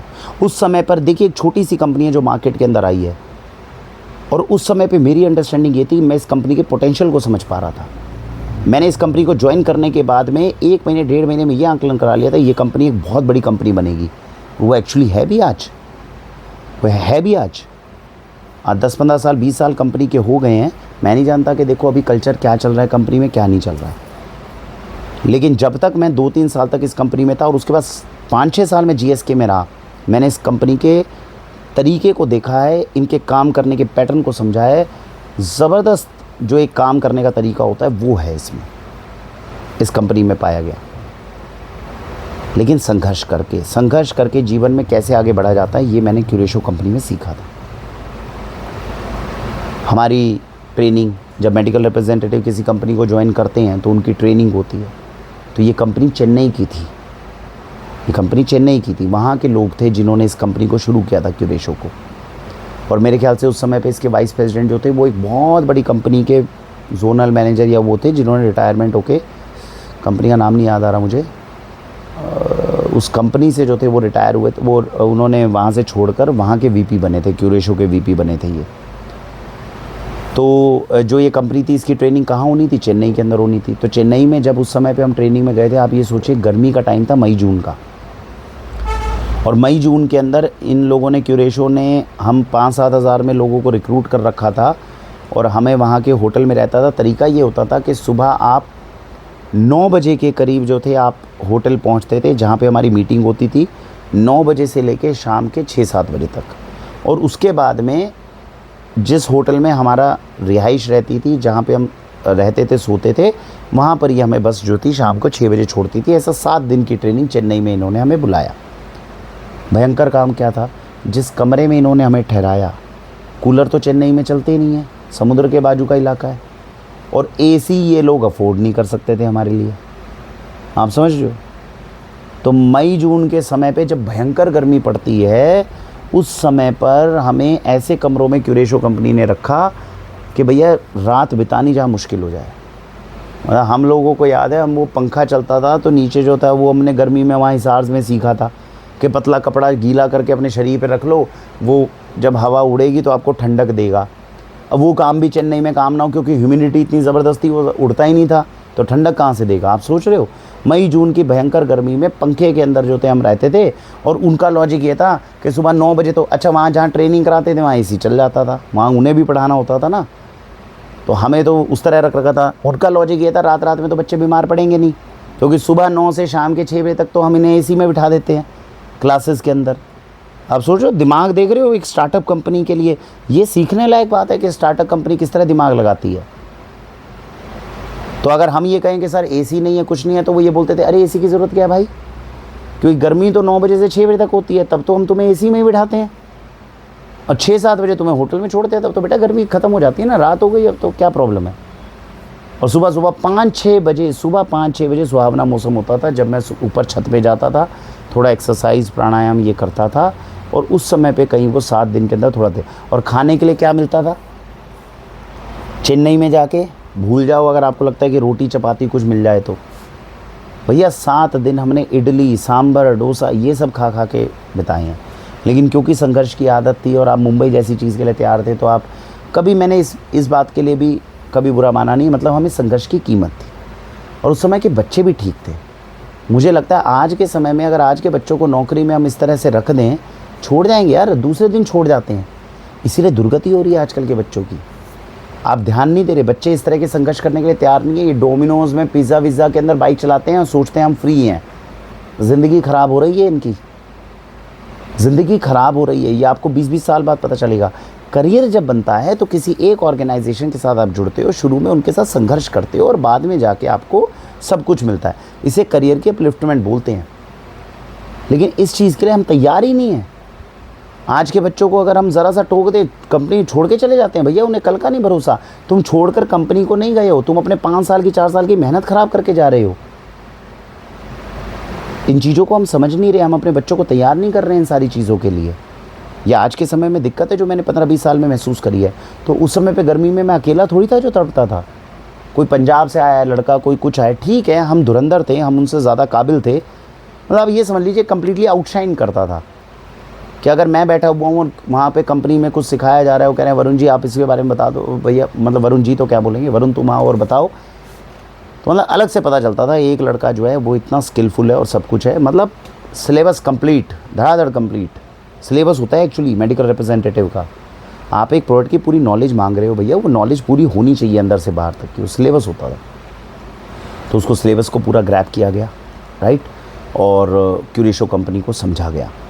और समझने के बाद में 6-7 दिन जैसे थे। अच्छा, साउथ के लोग थे तो दोपहर में हम लोग भैया इडली खा रहे हैं, सांभर खा रहे हैं, डोसा खा रहे हैं, कुछ ऐसा खा रहे हैं। चलो उन्होंने इज्जत बचाने के लिए पतली पतली रोटी भी बना ली। साउथ के इतने बड़े बड़े वीपी वो हाथ से खा रहे हैं अंदर। और साउथ में जब खाते हैं ना तो वो पूरा हाथ अंदर डाल के खाते हैं भाई वो। ये मैंने सबसे पहली बार वहीं देखा था क्यूरेशो कंपनी में। और मैं ये सोचता था यार ये टाई लगाकर, इतना सब कुछ लगाकर, सूट बूट पहन कर बंदे, अब ये हाथ से घोल घोल के वो हाथ से ही खा रहे हैं वैसे ही। आप सोचो कितनी अपनी संस्कृति से जुड़े हुए हैं। इतने बड़े बड़े लोग हैं, टाई पहन रखी है, शर्ट पहन रखा है, पैंट पहन रखा है, लेकिन संस्कृति से जुड़े हुए ना। चम्मच रखे हैं, चम्मच नहीं यूज़ कर रहे, घोल रहे हैं वैसे ही, और वैसे ही अंदर तक पूरा हाथ डाल के खा रहे हैं। अजीब लगता था लेकिन खुशी महसूस होती थी। अच्छा लगता था कि अपनी संस्कृति से जुड़े हुए। उनको इतना देखते थे तो हमें भी थोड़ा सा इंस्पिरेशन मिलती थी। ये सारी चीज़ें थी जो मैंने क्यूरेशो कंपनी में सीखी। और फिर जब आप ट्रेनिंग चेन्नई से करके आने के बाद में आप दिल्ली में एंटर हुए तो भैया अब तो स्पीड है। तो आप सोच सकते हो कि कितनी एनर्जी उस समय पे मेरे पास में होगी जिसके साथ में आप अपने करियर को शुरू कर रहे हो। तो जाते ही काम समझा, तो काम उन्होंने समझाया कि भैया देखो तुम्हारा काम ये होता है, तुम्हें डॉक्टर्स के पास जाना है, डॉक्टर से आपको अपॉइंटमेंट लेनी है, उनको अपने प्रोडक्ट के बारे में बताना है और इस तरह से बताना है कि आपका प्रोडक्ट ही उनके पेशेंट के लिए सबसे ज़्यादा लाभदायक है। लॉजिक में, तर्क में, हर चीज़ में हम धुरंधर। लिस्ट होती थी 100-125 डॉक्टर्स की। मेडिकल रिप्रेजेंटेटिव्स मुश्किल से 5 या 7 या 10 डॉक्टर से ही लिखवा पाते थे, उनसे दोस्ती कर पाते थे। वरुण कुमार की खास बात क्या थी? हमारी बाइक दूसरों से दुगनी स्पीड पे चलती थी। स्पीड इतनी ज़बरदस्त थी कि किस समय पे है, आपके बोलने की शक्ति, आपकी दोस्ती करने की शक्ति ये थी कि हर क्लिनिक के बाहर के जो अटेंडेंट है उन सब के हम नाम जानते हैं, वो हमारा नाम जानता है। प्रतिभा इतनी ज़बरदस्त है कि डॉक्टर्स भी सही है, और लेडी डॉक्टर्स हमारी फ़ैन, लेडी डॉक्टर्स हमारी और फ़ैन। वरुण आया है, कुछ अच्छा बताएगा। 1 साल के अंदर अंदर पूरी की पूरी क्यूरेशो कंपनी के अंदर, क्योंकि ज़्यादा बड़ी कंपनी तो थी नहीं, तो पूरी दिल्ली जोनल के भी मैनेजर्स जितने भी बैठे हों, भैया वरुण बंदा इज़ अ स्टार। जब ट्रेनिंग हो रही थी जब चेन्नई में, तो स्टार ऑफ द ट्रेनिंग कौन बना? वरुण कुमार। जब यहाँ हो रहे थे तो सारे इंसेंटिव सब किस बंदे ने पाए? हमने पाए। पूरे साल के अंदर जो टॉप करके गया बंदा, अवार्ड्स मिल गए सारे। ये सब कुछ वरुण कुमार ने कर लिया। मामला फंसा, 1 साल हो गया क्यूरेशो कंपनी में, 2 साल हो गए, ठीक है, आप सीखते गए, आपने सीखा, आपने तोड़ा फोड़ी मचाई। मैं आपको तोड़ा फोड़ी का अपना एक तरीका बताता हूँ कि किस लेवल पे अपन ने खींचा था काम को। मुझे दी गई थी नॉर्थ दिल्ली, तो नॉर्थ दिल्ली जो टेरिटरी थी उसके अंदर डॉक्टर्स को, डर्मेटोलॉजिकल डिवीज़न में स्किन के डॉक्टर्स को हमें प्रोडक्ट्स बताने थे। ज़बरदस्त चल रहा है, आप टॉप परफॉर्मर हो कंपनी के, और उस समय पे ख़तरनाक मेरा काम इतना था कि बड़ी बड़ी दूसरी कंपनीज जो जीएसके और ग्लेनमार्क वाले रिप्रेजेंटेटिव्स थे या मैनेजर्स थे, वो हमें ऑब्जर्व करते थे और वो अपने लड़कों को बोलते थे, अबे छोटी कंपनी का रिप्रेजेंटेटिव है, इससे सीखो। क्योंकि जब मैं डॉक्टर से बात करने के लिए जाता था तो डॉक्टर लगा रहा है 15 मिनट, 20 मिनट, 25 मिनट, बाकी लोग बाहर वेट कर रहे हैं, वो अंदर घुस रहे हैं, 2-2 मिनट में बाहर कर रहा है डॉक्टर। गुडविल ज़बरदस्त हो रही है। तो उन कंपनियों की नज़र मुझ पर थी, उनकी तरफ से ऑफर्स आती थी कि भाई तू क्यूरेशो में क्यों काम कर रहा है, भाई तू आ जा। एबीएम बुलाता था कि भैया तुम आ जाओ। लेकिन हमारा ध्येय बिल्कुल सही था कि भाई जब तक क्यूरेशो गलत नहीं करेगी। ये चीज़ भी एक बहुत अच्छी थी, मुझे गर्व महसूस होती है खुद पे कि सिद्धांतों पे हमने टिकना बचपन से सीखा था। ईश्वर ने सिखाया था, माता पिता ने नहीं सिखाया। माता पिता को छोड़ दो आप, ईश्वर ने सिखाया, खुद के आइडियल्स बनाए। तो उन कंपनियों ने 20-20, 25-25 हज़ार तक की मेरे पास में उस समय पे ऑफर्स आने लगी थी कि भैया 20 हज़ार पे 21 हज़ार में तेरे को रिक्रूट करेंगे। कहाँ तू कंपनी में 7-8 हज़ार रुपये कमाता है, आ जा हमारी तरफ। नहीं, एक बार फैसला ले लिया क्यूरेशो के साथ जुड़े, या प्रमोशन ही लेके 2 साल के बाद एबीएम बनेंगे तभी काम होगा, नहीं तो नहीं देंगे। ये वाला मामला था। तो ये सारी चीज़ें जो थी वो करी गई। सेकंड ईयर, फर्स्ट ईयर के अंदर आप टॉप परफॉर्मर है। सेकंड ईयर के अंदर जो मैनेजर थे, अब जो मैंने बताया श्रीनिवास जी जो थे, वो जो आरबीएम थे, वो 1 साल के अंदर अंदर, क्योंकि बिज़नेस उस जगह पे बढ़ा, तो वो बन गए national manager, national sales manager, NSM. और उनकी जगह पे एक सरदार जी जो थे वो आरबीएम बन गए सेकंड ईयर में। गुरप्रीत सिंह शायद नाम था उनका, उनका नाम ले देंगे। अब ये लोग एवरेज लोग हैं, आप समझ रहे हैं। दो क्लास लोग थे, श्रीनिवास जी हिज एन एनएसएम। अब एक एवरेज आरबीएम आया। इस बंदा ने, ये एवरेज आरबीएम का मतलब होता है जिसने 8-10 साल एक इंडस्ट्री में लगा दियो, ना कोई इनोवेशन करी हो, ना कुछ सीखा हो, ना कुछ सिखाने के लायक हो, बन गया क्योंकि 8-10 साल से चल रहा है तो चलो भैया आरबीएम बन गया। बात नहीं समझ गए, इस तरह का व्यक्ति। अब आप सोच सकते हो हमारी तरह के तेज़ लोग क्या उनके हाथों संभलेंगे? हमें लॉजिक की आदत है, हमें तर्क की आदत है, हमें इनोवेशन की आदत है, हमें उस तरह की आदत है। और क्यूरेशो के अंदर ऐसे लोग दिग्गज थे, लेकिन वो नेशनल लेवल पे थे। आरबीएम साहब थे तो उनसे बातचीत होती थी, तो हम तर्क के हिसाब से 1 साल बहुत अच्छा गुजारा, आपने सीखा, बहुत सारी चीज़ें थी। एंड यू, और मैं एक और बात आपको बताता हूँ, किसी ऑर्गेनाइजेशन में अगर किसी बच्चे को सीखने को बहुत कुछ मिल रहा है ना, तो वो व्यक्ति उस समय पर, ये भी एक तरह का इंसेंटिव है जो एक कंपनी देती है किसी एग्जीक्यूटिव को। आप समझ रहे हैं? वाक्षी के अंदर जितने लोग हमारे साथ 4-4 साल से जुड़े हुए हैं ना, उनके जुड़े होने का एक रीज़न है कि यार वरुण भैया के साथ काम करके बहुत सारा कुछ सीखने को मिल रहा है। तो दिमाग आपका स्टेग्नेशन नहीं होता, बोरियत नहीं होती, हर दिन नया कुछ कर रहे हैं ना हम लोग। तो ये भी चीज़ मैंने चाहे इनएडवर्टेंटली सीखी हो, लेकिन क्यूरेशो ने मुझे सिखाया। उसके नेशनल लेवल पे जो लोग थे, उनके सोचने का तरीका, उनका इनोवेशन और आरबीएम, ये सब सीखा। अब सेकंड ईयर में आरबीएम कौन बन गया? दुल्ला आदमी। खुद का तो दिमाग ज़्यादा है नहीं, अब नीचे जो रिप्रेजेंटेटिव है उसका दिमाग में ज़्यादा चलने नहीं दूंगा, और उसके ऊपर अपने दिमाग को थोपूंगा जो दिमाग उससे भी कम चल रहा है। लॉजिक समझ रहे हो? 99% इंडस्ट्रीज़ में ऐसे लोग भरे होते हैं।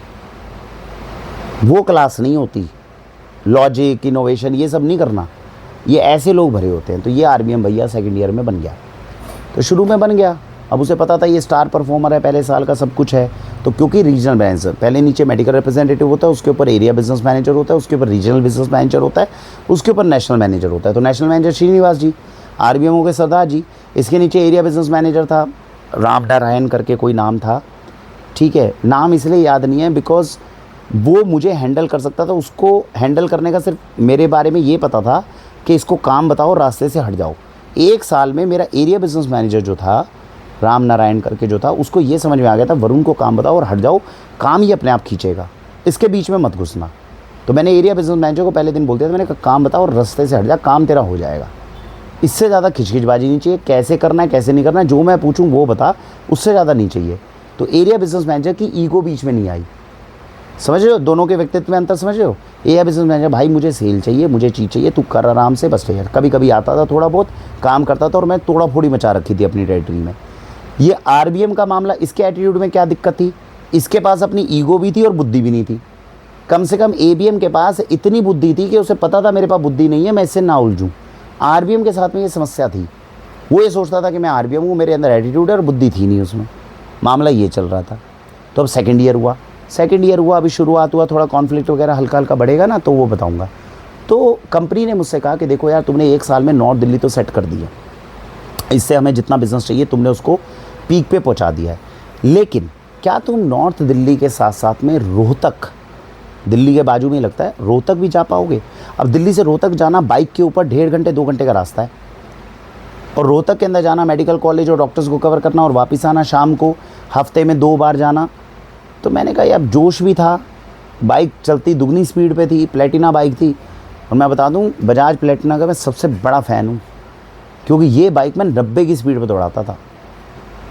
अब ये भी बात मैं बीच में जोड़ देता हूँ, 90 की स्पीड से दौड़ाता था, 2 बार हवा में उड़ा हूँ।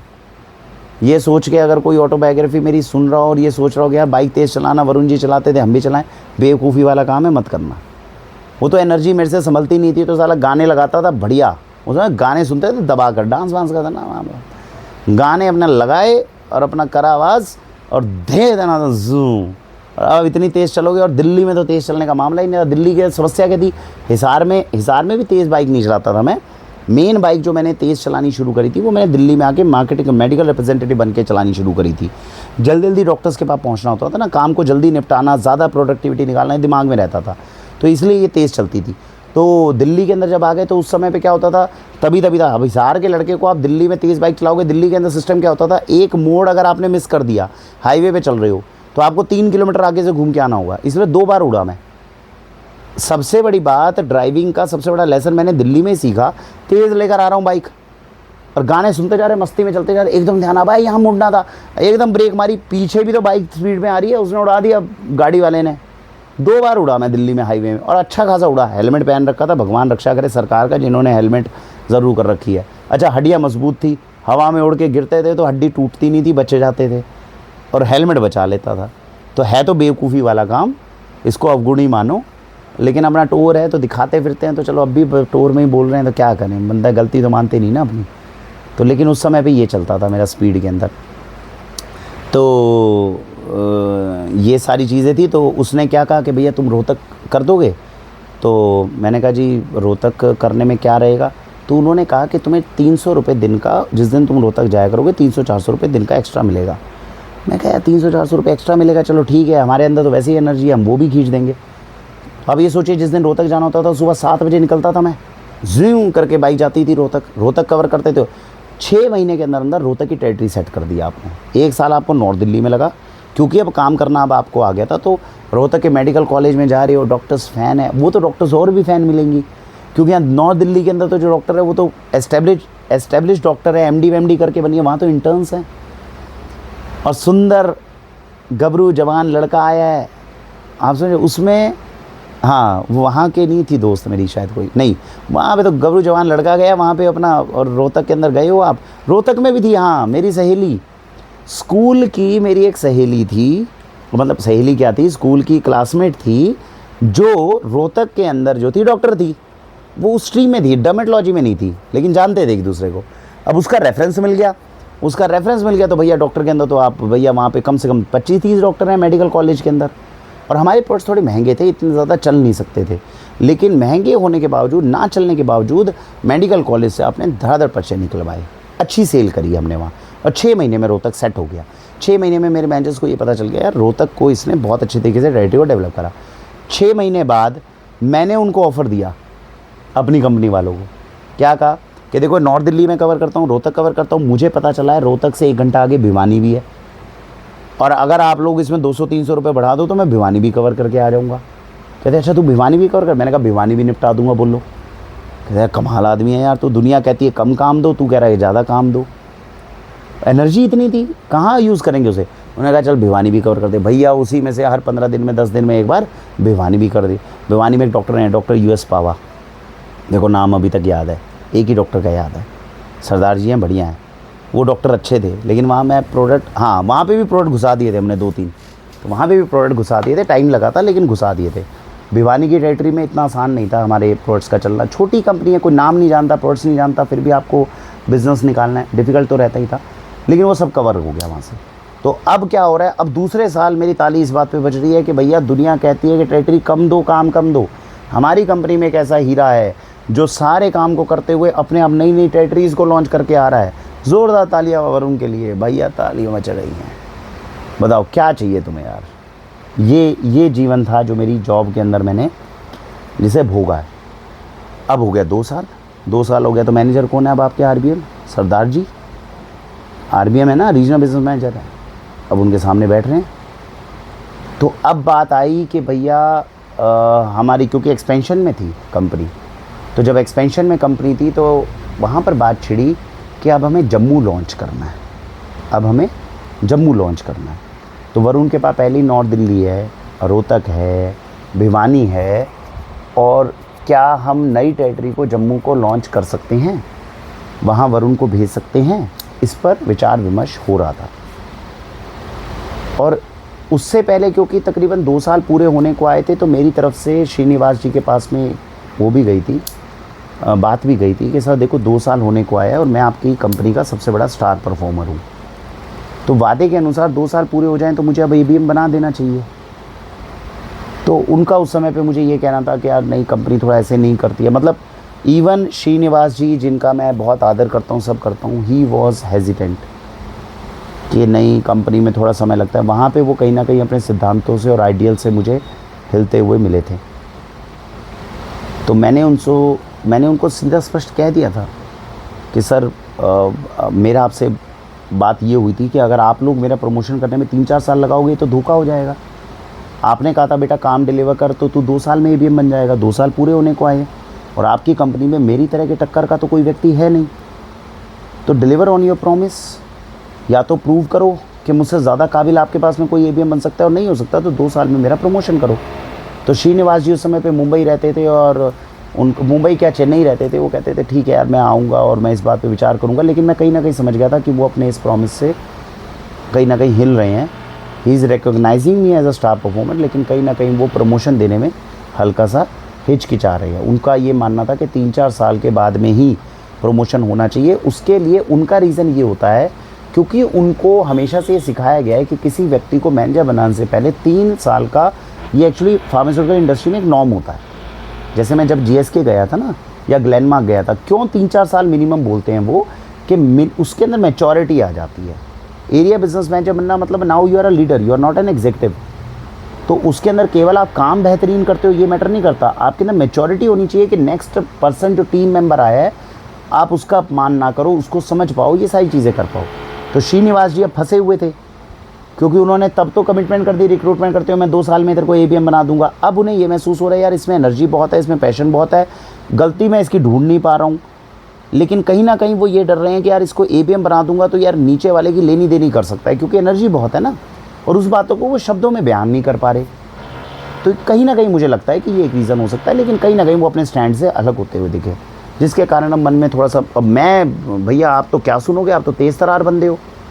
मैं बिल्कुल तैयार बैठा था कि अगर इन्होंने प्रॉमिस पूरा नहीं करा और 2 साल बीत गए भैया, मैं ये कंपनी छोड़ूंगा, मैं दूसरी कंपनी करूँगा, क्योंकि अब आपने धोखा करा मेरे साथ, धोखेबाजों के साथ कौन रहेगा। तो मैं अपने स्टैंड पे, वो उनका अपना सोचने का तरीका, मेरा अपने सोचने का तरीका कुछ भी देर, और बीच में सरदार जी RBM, इनकी मैं इज्जत ना करूँ, ये आदमी बात करने लायक ही नहीं है। बात नहीं समझे। तो ये चीज़ चल रही है, तो ये मामला चल रहा था। इतने में सरदार जी के पास में ऊपर से टास्क आया आरबीएन के पास में कि आपको यहाँ से दिल्ली से जम्मू की नई टेरिटरी को लॉन्च करना है। आप देखिए आपके कौन रिप्रेजेंटेटिव्स हैं, कौन मैनेजर्स हैं जो जम्मू जाके जम्मू में नया काम हमारा खड़ा कर सकते हैं। तो सरदार जी ने बोला, भाई वरुण ऐसा है, नॉर्थ दिल्ली और ये रोहतक और भिवानी तो तुम बना चुके हो, इसको तो नया बंदा जो है वो हैंडल कर लेगा, और हमारा मानना ये है कि तुम अब जम्मू जाओ और जम्मू जाके काम को खड़े करो, क्योंकि तुम्हारी शादी भी नहीं हुई है, तुम वहाँ पे शिफ्ट हो सकते हो और बीच बीच में जाके काम कर सकते हो। मैंने कहा ठीक है, मैं कर लूँगा, तो काम में तो कोई दिक्कत है नहीं, मैं जम्मू चला जाऊँगा। तो वहाँ पर उन्होंने ये कहा ठीक है आप जम्मू जाओगे। अच्छा, आप जब जम्मू जाओगे ना तो वहाँ पे कोई दूसरा एग्जेक्टिव था, तो इस एग्जेक्टिव के मामा का घर है, तुम बेटा वहाँ रह लेना, मामा के घर जब भी जाया करोगे तो मामा के घर रह लेना, और फिर वहाँ से 2 दिन करके फिर वापस दिल्ली आ जाना। तो मैंने उनसे सरदार जी से पूछा, सरदार जी कि भैया गरीबी में समय बिताना एक अलग बात होती है, लेकिन आज हम नॉर्थ दिल्ली, आज हम ये अपना रोहतक, भिवानी, क्या मैं यहाँ से इतना धंधा भी नहीं निकाल रहा कि अपने लिए रात को 400-500 रुपये का एक कमरा जम्मू में ले सकूँ और वहाँ रह सकूँ। उन्होंने मेरा कोई DA वहाँ का 300-400 रुपये पास किया, और मैंने सीधा सीधा पेपर पे सरदार जी से पूछा, मैंने कहा सरदार जी ये जम्मू के अंदर सुबह से शाम तक 300-400 रुपये में कैसे रहोगे? रात को जो होटल लोगे वही कम से कम 600-700 रुपये का आता है भाई, घटिया से घटिया होटल में रहूँगा, तो तुम मुझे 400-500 रुपये जो दोगे उससे मेरे दिन का गुजारा कैसे होगा? ये किस बेवकूफ़ ने फाइनल किया है? अच्छा, तेज़ तरार हम है ही, तो शब्दों की मर्यादा तो जो मैं बोल रहा हूँ उससे तो कम ही बोले होंगे, लेकिन आँखों से और एक्सप्रेशन से आप समझ गए होंगे कि अच्छा खासा सरदार जी को तो लग गया यार ये नया नया एग्जेक्टिव, बताओ यार छोटी सी उम्र का 21 साल का बच्चा, उनकी उम्र उस समय पे होगी 38, 40, 45 ईयर्स के आसपास। तो ये सवाल हमने उनसे पूछ लिया, और बड़ी महफिल में पूछ लिया, सबके बीच में बैठे हुए पूछ लिया। तो कह रहे हैं, तो उसी चीज़ के प्रोटेक्शन के लिए उन्होंने कहा कि बेटा 300-400 रुपये दिन में खाने पीने के लिए बहुत हैं, रात को ये हमारा हरी है, इसके मामा के यहाँ रुक जाओ, तो क्या ज़रूरत है उससे ज़्यादा पैसे की, और धीरे धीरे प्रमोशन होगा तो बढ़ जाएगा। मैंने कहा भैया इतने बुरे दिन नहीं आए कि आप जाके दूसरों के मामा के घर के अंदर रात को ठहरे हो। मैं नौकरी कर रहा हूँ, मैं कोई पर्सनल काम के लिए, खैरात के लिए थोड़ी जा रहा हूँ। अगर तुम लोगों के लिए पैसा कमा रहा हूँ तो तुम यार उसमें से कम एक बंदे के खाने रहने का तो इंतज़ाम कर दो, और तो पैसा तुम क्या दोगे क्या नहीं दोगे एक अलग बात है। और उस समय पे भी मेरे ख्याल नौकरी वो 10-11 हज़ार की ही गई थी, कोई बहुत ज़्यादा पैसे नहीं आ रहे थे। मतलब सोचो आज से 2 साल पहले जहाँ पे मुझे 17-18 हज़ार 21 हज़ार मिल सकते थे, आज 1.5 साल 2 साल नौकरी करके भी उतनी पैसे नहीं मिल रहे थे यहाँ। तो यार ये मुझे बड़ा टुच्चापन लगा यार। मैंने कहा यार ये अजीब यार, ये तो बेवकूफ़ी और घटियापन की सरदार जी और कंपनी बात कर रही है। तो ये चीज़ हुई, तो सरदार जी को समझाया गया, महफिल के बीच में टूक दिया गया। तो कहते ठीक है मैं इसमें बात करके बताता हूँ। तो 2 दिन बाद सरदार जी ने दोबारा मीटिंग बुलाई, और मीटिंग में सबके बीच में बैठ के क्या कहते हैं, सबके बीच में बैठ के क्या कहते हैं कि जम्मू की टेरिटरी हम लॉन्च कर रहे हैं, और जम्मू की टेरिटरी आदित्य लॉन्च करेगा, नाम याद नहीं है कौन लॉन्च, आदित्य लॉन्च करेगा, और वरुण जो है वो जम्मू नहीं जा रहा है। अब ये चीज़ साला लग गई हमें मूंछों पे ताव कि तुम्हारी कंपनी का स्टार परफॉर्मर तुमने जम्मू के लिए चुना, आज तुम मुझे जम्मू इसलिए नहीं, ऐसा नहीं कि मुझे जम्मू कोई लॉन्च करना था कुछ करना था, बात इज्जत ही आ जाती है कि तुमने एक बंदे का नाम जम्मू के लिए फाइनल करा, उस बंदे के लिए आप सारों के बीच में बैठ के कह रहे हो कि ये बंदा जम्मू नहीं जाएगा। क्यों कह रहे हो? क्योंकि उसने तुमसे ये सवाल पूछ लिया कि भाई मैं ठहरूंगा कहाँ, मैं खाऊंगा क्या, ये बता दो मुझे बस। इस बात के लिए तुमने उसकी टेरिटरी छीन ली। तो वो बीच में बैठ कर ये कह रहे हैं कि वहाँ जम्मू की टेरिटरी जो है आदित्य लॉन्च करेगा, और वरुण वहाँ जम्मू के अंदर नहीं जा रहा है, और ऐसी कोई दिक्कत नहीं है, जम्मू को हम टेरिटरी को जो है हम हैंडल करवा लेंगे। अब मेरा दिमाग सरक गया, मेरा वो आ गया गुस्सा। मैं वही मीटिंग के बीच में खड़ा हुआ और मैंने उनको बोला, सर मैं आपसे एक बात कहना चाहता हूँ। मैंने कहा क्या कहना चाहते हो? मुझे अभी भी लाइन याद है। स्टाइल तो एक्टर है ना, तो स्टार की तरह तो बात करोगे ही। मैंने कहा कि सर मैं आपसे एक बात कहना चाहता हूँ। हाँ जी क्या कहना चाहते हो? सर मैं आपको ये कहना चाहता हूँ कि वरुण केवल जम्मू नहीं जा रहा, वरुण क्यूरेशो में ही काम नहीं कर रहा, वरुण रोहतक भी नहीं जा रहा। नहीं, एक्चुअली डायलॉग क्या था, वरुण केवल जम्मू नहीं जा रहा, वरुण कल से नॉर्थ दिल्ली, रोहतक और भिवानी भी नहीं जा रहा। ये आपके लिए न्यूज़ है। डायलॉग में वजन है, क्या बात है। मीटिंग के बीच में हो रहा है, तू हमें झटका दे रहा है, हम तेरे को झटका दे देंगे। ये आगे वाली जर्नी में आपको यही दिखेगी। अभी अभी तो क्या है, ये यूनिवर्सिटी के अंदर तो क्या है, ज़्यादा लोगों से अपना उठा पटक रही नहीं, वो लड़ाई झगड़े रहे वो तो कर लिए थे। अब जो लड़ाई झगड़े वो हाथापाई वाले नहीं होंगे, अब चलेगी राजनीति। अब आपको पॉलिटिक्स का लेवल दिखाऊंगा, क्या ईश्वर ने क्या गुण दिया। तो अगलों ने क्या बोला कि वरुण कल से जम्मू नहीं जाएगा। तो वरुण क्या खड़े होकर बोला, सर मैं जम्मू नहीं जाऊंगा, मैं कल से नॉर्थ दिल्ली, रोहतक और भिवानी भी नहीं जाऊंगा। कह रहे क्या क्या कह रहे हो तुम? Sir I M resigning from the company. अब मूँछों का ताव ऐसा है कि एक बार अगर साला, अब वो आ गई वांटेड पिक्चर, एक बार हमने कमिटमेंट कर दी फिर तो अपने आपकी भी नहीं सुनते। और ये मेरे अंदर एक्चुअली बुराई है। अगर मैंने एक बार कमिटमेंट कर दी किसी चीज़ को, अगर मैंने बोल दिया और ढंग की बड़ी चीज़ को बोल दिया, तो सच में उस चीज़ को टर्न करना बहुत मुश्किल काम है। क्योंकि मैं जब बोलता हूँ तो यूजुअली सोच कर बोलता हूँ, समझे, क्योंकि इस चीज़ पे तो विचार पहले से ही चल रहा था ना मेरा क्यूरेशो में कि यार ये लोग धोखा कर रहे हैं, तो 2 साल में ईवीएम नहीं बना रहे, ऊपर से जम्मू वाला इंस्टेंस हो गया और ये सब हो गया। तो बोल दिया तो सरदार जी वहाँ खड़े हुए हैं और हमने कहा सर रेसिग्नेशन आपको जो है मेल के ऊपर मिल जाएगा, और उसी मीटिंग से अपना टोर लगा के हीरो की तरह आप निकल गए। और सरदार जी हक्के बक्के इसलिए क्योंकि भैया कोई स्टार परफॉर्मर अगर आपकी कंपनी को छोड़ता है तो झटका आपको भी लगेगा। आप समझ रहे हैं, इतना आसान नहीं होता किसी परफॉर्मर व्यक्ति का कंपनी में छोड़ के जाना, और ऐसे झटके अच्छे खासे दिए गए हैं, आगे भी जाके आप देखोगे।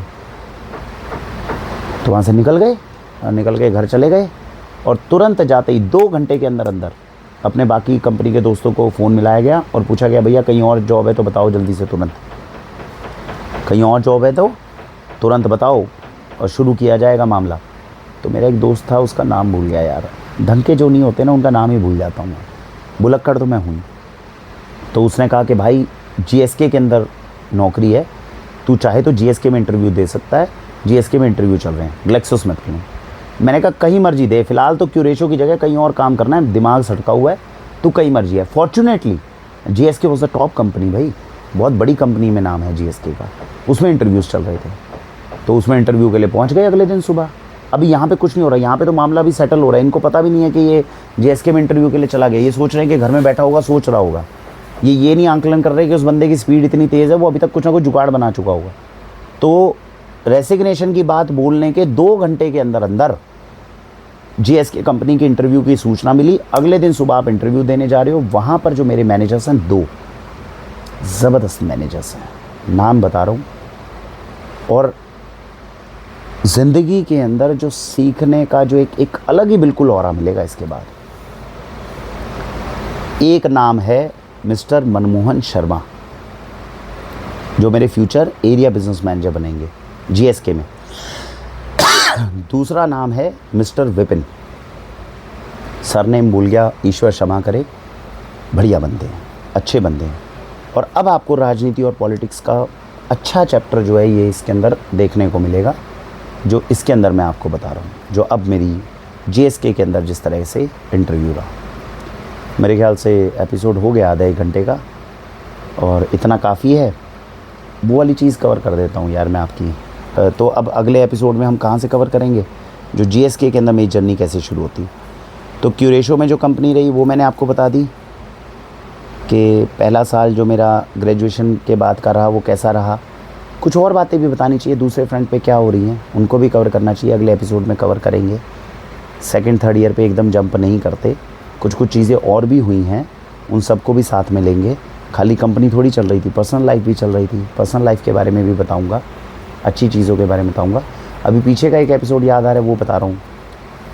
तो देखो पूरा एग्जैक्ट नहीं बताऊँगा क्योंकि उल्टे काम हैं ये, और बेचारे पता चला टीचर साहब ने इतना हमारी मदद करी है और कहीं वही बाद में ऊपर नीचे हो रहे हैं। और तुम शेयर वेयर मत करना वीडियो को, आराम से बता रहा हूँ, मज़े लेके ख़त्म कर देना बात को। ये बात मैंने किसी से शेयर नहीं करी, आज तक नहीं करी है। अब भी मैं इसलिए बोल रहा हूँ 10-12 साल हो गए हैं यार, चलो उनकी जीवन गुजर गया होगा। 10-12 साल से ये बात जो है केवल मेरे बहुत करीबी दोस्तों को पता है, 1-2 लोगों को बस, और इससे ज़्यादा नहीं पता। तो लेकिन है, अब कल को मूवी बनती है तो सच्चाई पता होनी चाहिए, तो बता देता हूँ। तो भाई 2nd ईयर था, 3rd ईयर था, 4th ईयर था, ये नहीं बता रहा मैं, इनमें से 1 साल था, ठीक है।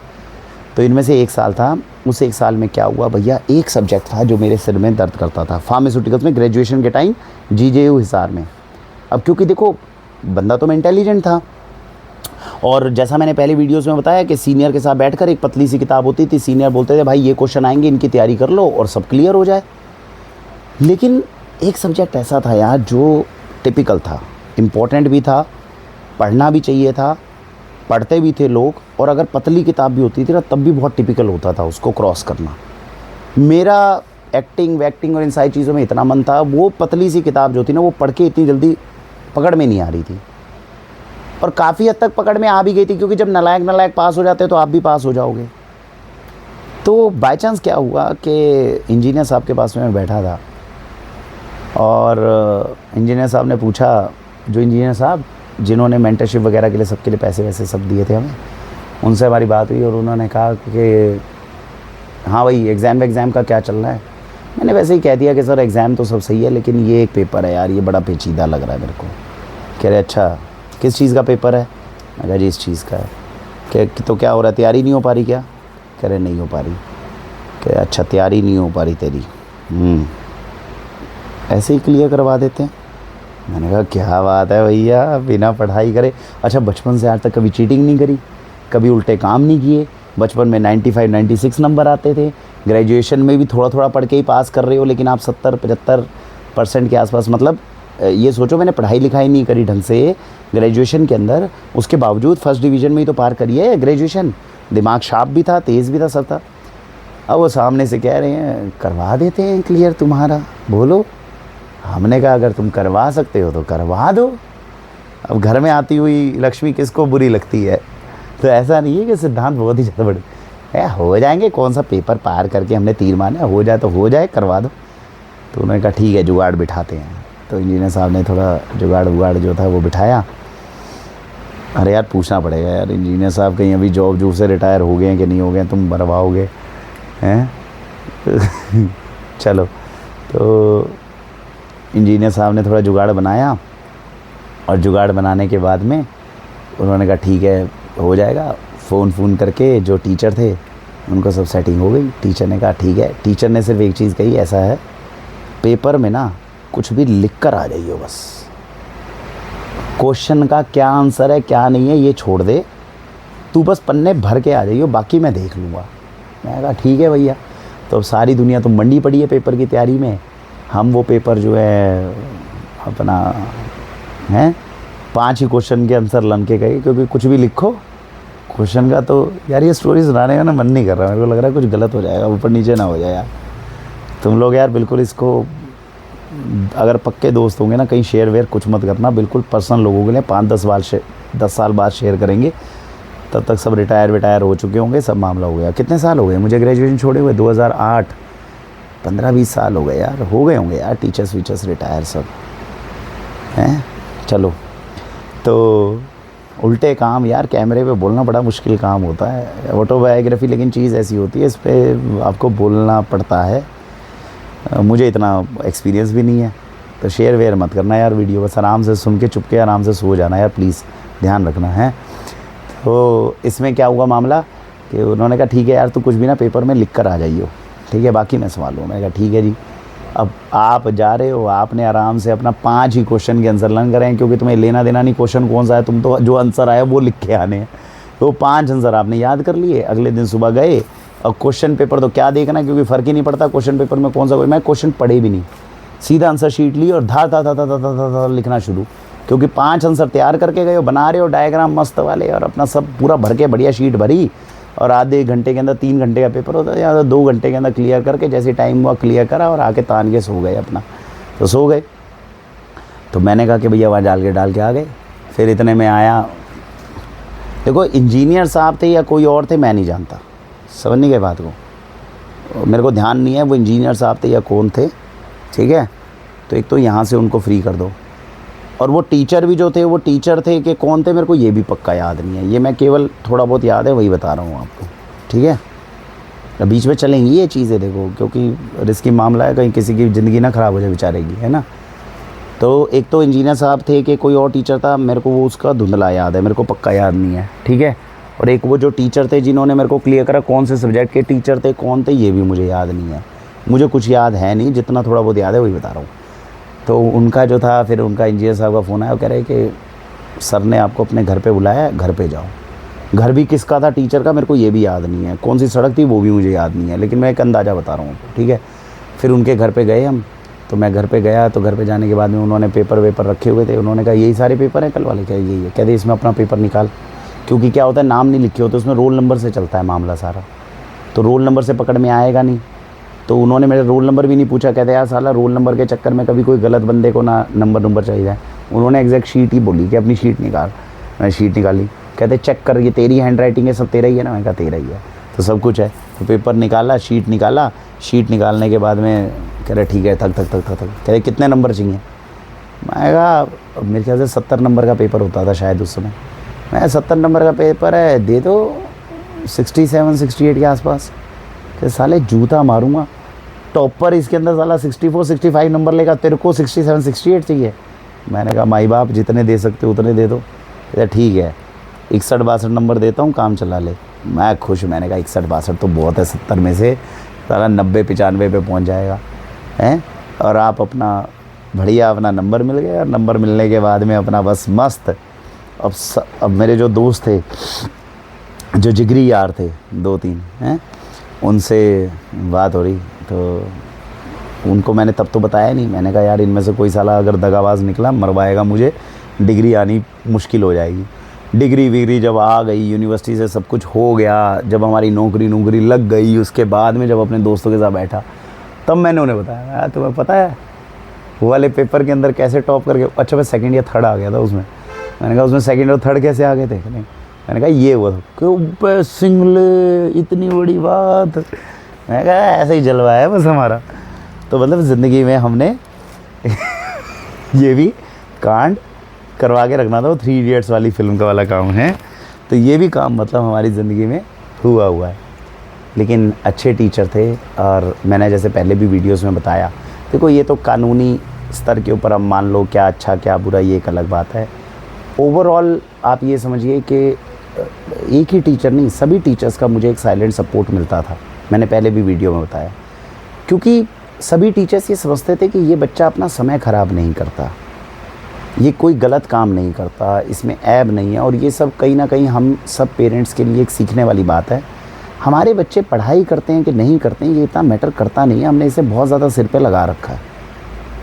और आज के समय पे आप देखोगे बच्चे 100 नंबर लेकर आ रहे हैं, 99 98 नंबर लेकर आ रहे हैं, फिर भी ज़िंदगी नहीं बना पा रहे हैं। क्योंकि कहीं ना कहीं हम लोगों से गलती हो रही है। वो जो बचपन में हमने कुछ 60-70 साल पहले एक बात सीख ली थी, पढ़ोगे लिखोगे बनोगे नवाब, खेलोगे कूदोगे तो होंगे ख़राब। एक्चुअली नहीं है जीवन का ये मामला। जीवन बहुत संतुलन के साथ में चलती है, और इसमें हर दायरे के अंदर आपका ठीक परफॉर्म करना ज़रूरी है। और कृपा करके स्ट्रेस फ्री जियो। नहीं होने वाला कुछ बहुत बड़ी बात, बहुत ज़्यादा ऊपर नीचे नहीं होने वाला। मैं अपनी ज़िंदगी में बहुत सारी चीज़ों पर रिसर्च कर रहा हूँ। मैं अपने घर वालों को जो है स्ट्रीमलाइन करता हूँ, अनुशासन के अंदर रखता हूँ, लेकिन ऐसा अनुशासन नहीं है कि बिल्कुल वही करना है। टोकता ज़रूर रहता हूँ, ये चीज़ ऐसी होनी चाहिए, कोशिश नहीं करते हो। अच्छा ज़्यादा बदतमीज़ी करते हैं तब डांट पड़ती है, नहीं तो उनको धीरे धीरे एक्सरसाइज रोज़ करनी है। घर में ऑर्गेनिक सब्जियाँ ही आनी चाहिए, घर में ऑर्गेनिक फ्रूट्स आने चाहिए। ऐसा थोड़ी कि बाज़ार का बिल्कुल नहीं आएगा, आ सकता है, लेकिन उसके लिए नियम बना हुआ है, किस तरह से आएगा, किस तरह, ये सारी चीज़ें। तो नियमों का जीवन में होना एक अच्छी बात है, वो हमें जीवन को और ज़्यादा हैप्पीनेस और ज़्यादा संतुलित करती हैं। तो इन सारी चीज़ों का करना एक अलग बात है। बिना स्ट्रेस के अपने बच्चों को जीवन में आगे बढ़ने दो। और इतनी बड़ा जीवन जो है मुश्किल चीज़ नहीं है जिसमें हम बच्चों पे स्ट्रेस बना के कह रहे हैं कि भैया तुम्हें इतने नंबर लेकर ही आने सब करने। मुझे याद है क्या मेरे 9th में कितने नंबर थे, मुझे याद है क्या मेरे 8th में कितने नंबर थे, और 10th में जितने नंबर थे, क्या उसकी वजह से मैं आज ऑर्गेनिक फूड्स का बिज़नेस कर रहा हूँ? क्या 12th में जो मेरी डिस्टिंक्शन आई थी, क्या उसकी वजह से मैं ये ऑर्गेनिक फूड्स का बिज़नेस कर रहा हूँ? ग्रेजुएशन की डिग्री जो है मैंने अपने स्टोर में लगा रखी है क्या? और जो मैं आज अपने जितने ग्राहकों को, जितने बेनिफिशरीज़ को जो मैं अच्छी बात बताता हूँ, ये क्या मैंने फार्मास्यूटिकल इंडस्ट्री से, फार्मास्यूटिकल की ग्रेजुएशन से सीखी है क्या? नानी दादी की बताई हुई बातें हैं, वो चीज़ मैं आपके साथ साझा कर रहा हूँ। क्या मदद कर रही है उसमें मेरी डिग्री? मैं बीकॉम कर रहा होता तब भी यहीं बैठा होता, है कि नहीं? तो कहने का मतलब है कुछ लोगों के लिए हो सकता है पढ़ाई बहुत बड़ी चीज़ हो, लेकिन वो कुछ लोग होते हैं और वो बच्चे अपने आप चुनते हैं, तो ज़्यादा अच्छी बात है। हम जो ये प्रेशर और हवा पढ़ाई का बना कर बैठे हैं, ये आने वाले 10-12 साल के अंदर निरर्थक हो जाएगी। मेरा विज़न, मेरे को लगता है 15 साल के बाद में आप लोग कहना बंद कर दो कि ये पढ़ाई कराओ वो पढ़ाई करो। स्किल बेस्ड काम है, जिसके हाथ में हुनर है। मैंने आपको भी बताया ना, नौकरी जब करने गए हो तो वो मेरी डिग्री देख के करेगा कि अभी जीएसके के इंटरव्यू को बताऊंगा और हैरानी होगी अभी आपको। ये जो डिग्री और ये जो पढ़ाई लिखाई बचपन से करता आया था, ये जीएसके का इंटरव्यू देते वक्त मुझे सच्चाई बता दी गई थी कि भाई धंधा कमाने के लिए ये चीज़ चाहिए, डिग्री गई भाड़ में। तो ये हमारे बच्चों के साथ होता है, मानने के लिए तैयार ही नहीं। हम डिग्री को पता नहीं क्या समझते हैं कि डिग्री क्या चीज़ है। फॉर्चुनेटली मेरी यूनिवर्सिटी के टीचर्स को ये पता था, वो ये जानते थे। यूनिवर्सिटी के अंदर अच्छा ध्यान आ गया। देखो एक और मुद्दा भी हुआ था, ये भी हीरोगिरी देखो तुम। I was a real time hero, मैं तुम्हें ये बताऊँगा। ये ऐसा नहीं है कि केवल फिल्म स्टार का था, मैं रियलिटी के अंदर हीरो वाले काम कर रहा था। जीवन जी ही अलग ढंग से रहा था, अभी भी जी रहा हूँ, अलग ही मामला चल रहा है यहाँ पे मामला। मैं सेकेंड ईयर के अंदर था, तो सेकेंड ईयर में क्या हुआ, एक टीचर था जिसका नाम शायद मुत्तु स्वामी था। मुत्तु स्वामी मान लो उसका नाम, मुत्तु स्वामी। वो साउथ का था भाई, तमिल केरला वगैरह का। अच्छा बेचारा बड़ा आदमी था। मतलब ये सोचो, उस टीचर की उम्र होगी कोई 32-35 साल। पता नहीं शादीशुदा था भी कि नहीं था, और थोड़ा गोलू मोलू सा था। साइकिल पे आता था। यूनिवर्सिटी ने वहाँ पे फैकल्टी के लिए रूम दिया हुआ था यूनिवर्सिटी में। वहाँ से हमारे डिपार्टमेंट तक वो जैसे 3 इडियट में देखते हो साइकिल पे, वो वाली साइकिल नहीं, एटलस वाली साइकिल, एटलस वाली साइकिल पे आता था। अच्छा, मुत्तु स्वामी नाम, काला कलूटा सा, थोड़ा छोटी हाइट का। अच्छा, उसके साथ में समस्या ये थी कि वो टीचर जो था, मतलब देखो हर चीज़ में क्लास होती है। जैसे अभी तक मैंने आपको ग्रेजुएशन में जो टीचर्स हैं जिनकी मैंने तारीफ़ करी है, वो लोग लॉजिकली सोचने वाले चाहिए, लेकिन हम लोग अपने दिमाग को बंद कर देते हैं। तो वो टीचर जो मुत्तु स्वामी था, वो क्या करता था, वो आता था, आने के बाद में पढ़ाने को समझते हो क्या करता था वो? बच्चे बैठे हुए हैं 50, आप किताब खोलिए, किताब खोल के जो चैप्टर में लिखा हुआ आ रहा है ना, जो चैप्टर में लिखा हुआ आ रहा है उसको बस पढ़ता जाओ। उसको बस वो पढ़ता जाता था, पढ़ता जा रहा है। भाई तू टीचर है, तू एक किताब के पन्नों को केवल पढ़ता जा रहा है हैं, और अपनी औपचारिकता और फॉर्मेलिटी कर रहा है, और सोच रहा है सामने वाले मेरे स्टूडेंट्स मेरे रिस्पेक्ट करेंगे। तो होता क्या था उसकी क्लास के अंदर, वो पढ़ता जाता था, सब लोग पिन ड्रॉप साइलेंस। आप समझे, ये यूनिवर्सिटी के अंदर फार्मास्यूटिकल डिपार्टमेंट है। यहाँ उल्टी सीधी हरकतें जो है वैसे नॉर्मल कॉलेज, दिल्ली के कॉलेजों की तरह नहीं होती थी। आप समझ रहे हो? तो सारे बच्चे जो है वो बैठ कर आराम से, कोई आंख बंद करके नीचे सो रहा है या आराम से देखे जा रहा है, कोई उल्टे सीधे काम कर नहीं रहा, और सब ये इंतज़ार कर रहे हैं पौना घंटा कब ख़त्म हो जाए। आप समझ रहे हो what kind of teacher he is. और पढ़ता जा रहा है, टन पढ़ता जाएगा, बदलता जाए, पढ़ता जाए, बदलता, पढ़ता जाए, बदलता जाए। अब मैट हैरा लॉजिक वाला बंदा, तब वो 3 इडियट्स मूवी वगैरह आई नहीं थी उस समय पे, लेकिन मैं आपको बता रहा हूँ कि मेरा क्या मामला रहा। तो भैया मैं क्या करता था कि हालांकि मैं पढ़ाई कम करता था, लेकिन मेरे को टाइम वेस्ट करना पसंद नहीं था। अब उसकी क्लास में मैं बैठा रहूँ और पौना घंटा करूँ क्या? नींद मुझे आए ना, एनर्जी बहुत है। इसकी शक्ल देखकर पौने घंटे तक बिना दिमाग में कोई काम करे कैसे बैठ सकता है कोई खाली? मैं आजू बाजू देखता था, मुझे हैरानी होती थी कि सामने एक कंप्यूटर वाला बंदा बैठा हुआ है, बेवकूफ़ इंसान पढ़ा रहा है, और ये सारे के सारे डर के मारे केवल और केवल या तो जो वो बोले जा रहा है उसको आराम आराम से लिखे जा रहे हैं और करे जा रहे हैं। मैंने कहा इसका क्या फ़ायदा भाई इस पढ़ने का? क्या जब कुछ सीख ही नहीं रहे हो तो कल को काम क्या आएगा? आप समझ रहे हो मामला? तो मैंने क्या करा यार, मैंने कहा कि ठीक है यार, मेरे जो सब्जेक्ट्स हैं, जो मेरी पतली पतली किताबें थी जो पेपर की, मैंने कहा यार इसको साले को बोलने दो, बोलेगा। मैं अपने बैठकर उसके हिसाब से नोट्स बनाकर और उसको मेमोराइज़ करके पढ़ाई कर रहा था। अब सीधी सी बात है, आप अपनी एक, वो बोल रहा है, मैं उसको डिस्टर्ब नहीं कर रहा, मैंने अपनी कॉपी जो अपने आराम से खोल रखी है, मैं उसके हिसाब से नोट्स बना रहा हूँ, उसको मेमोराइज़ करने की कोशिश कर रहा हूँ, राइट। अब ये मुत्तु स्वामी की ईगो इस बात पे हर्ट हो रही है कि जब मैं पढ़ा रहा हूँ और सारे के सारे बच्चे जो है बिल्कुल एकटक मेरी तरफ देख रहे हैं, ये बीच में ये क्या अपनी अलग राग गला रहा है। मैं उसको डिस्टर्ब नहीं कर रहा, लेकिन उसको दिख रहा है ना मैं कहीं से कुछ नोट्स बना रहा हूँ, और मुझे इस बात का डर भी नहीं था, मैं वो नोट्स भी बना रहा हूँ। तो मेरे को कहता है स्टैंड अप। मैं खड़ा हो गया, तो मुझे कहते हैं व्हाट आर यू डूइंग? मैं sir I am reading this pharmacognosy और something and I am making notes of that thing. तो कहते यू आर सीइंग ना that I am teaching, so why have you opened the other subjects book? So then I replied कि sir because I'm not understanding what you are actually teaching, I'm not comprehending this thing, I'm sorry। Whatever you are teaching I am not comprehending. तो Muthuswamy क्या बोलता है, so if you are not able to understand this thing then get out of my class, why are you sitting here. I said okay, मैं कहा ठीक है। मैंने अपनी कॉपी वगैरह उठाई, मैं बाहर चल दिया। अब मैं बाहर चल के कहाँ, ये फर्स्ट ईयर की बात है, फर्स्ट ईयर ऑफ ग्रेजुएशन, मेरे को अभी याद आया, फर्स्ट ईयर ऑफ ग्रेजुएशन की बात है।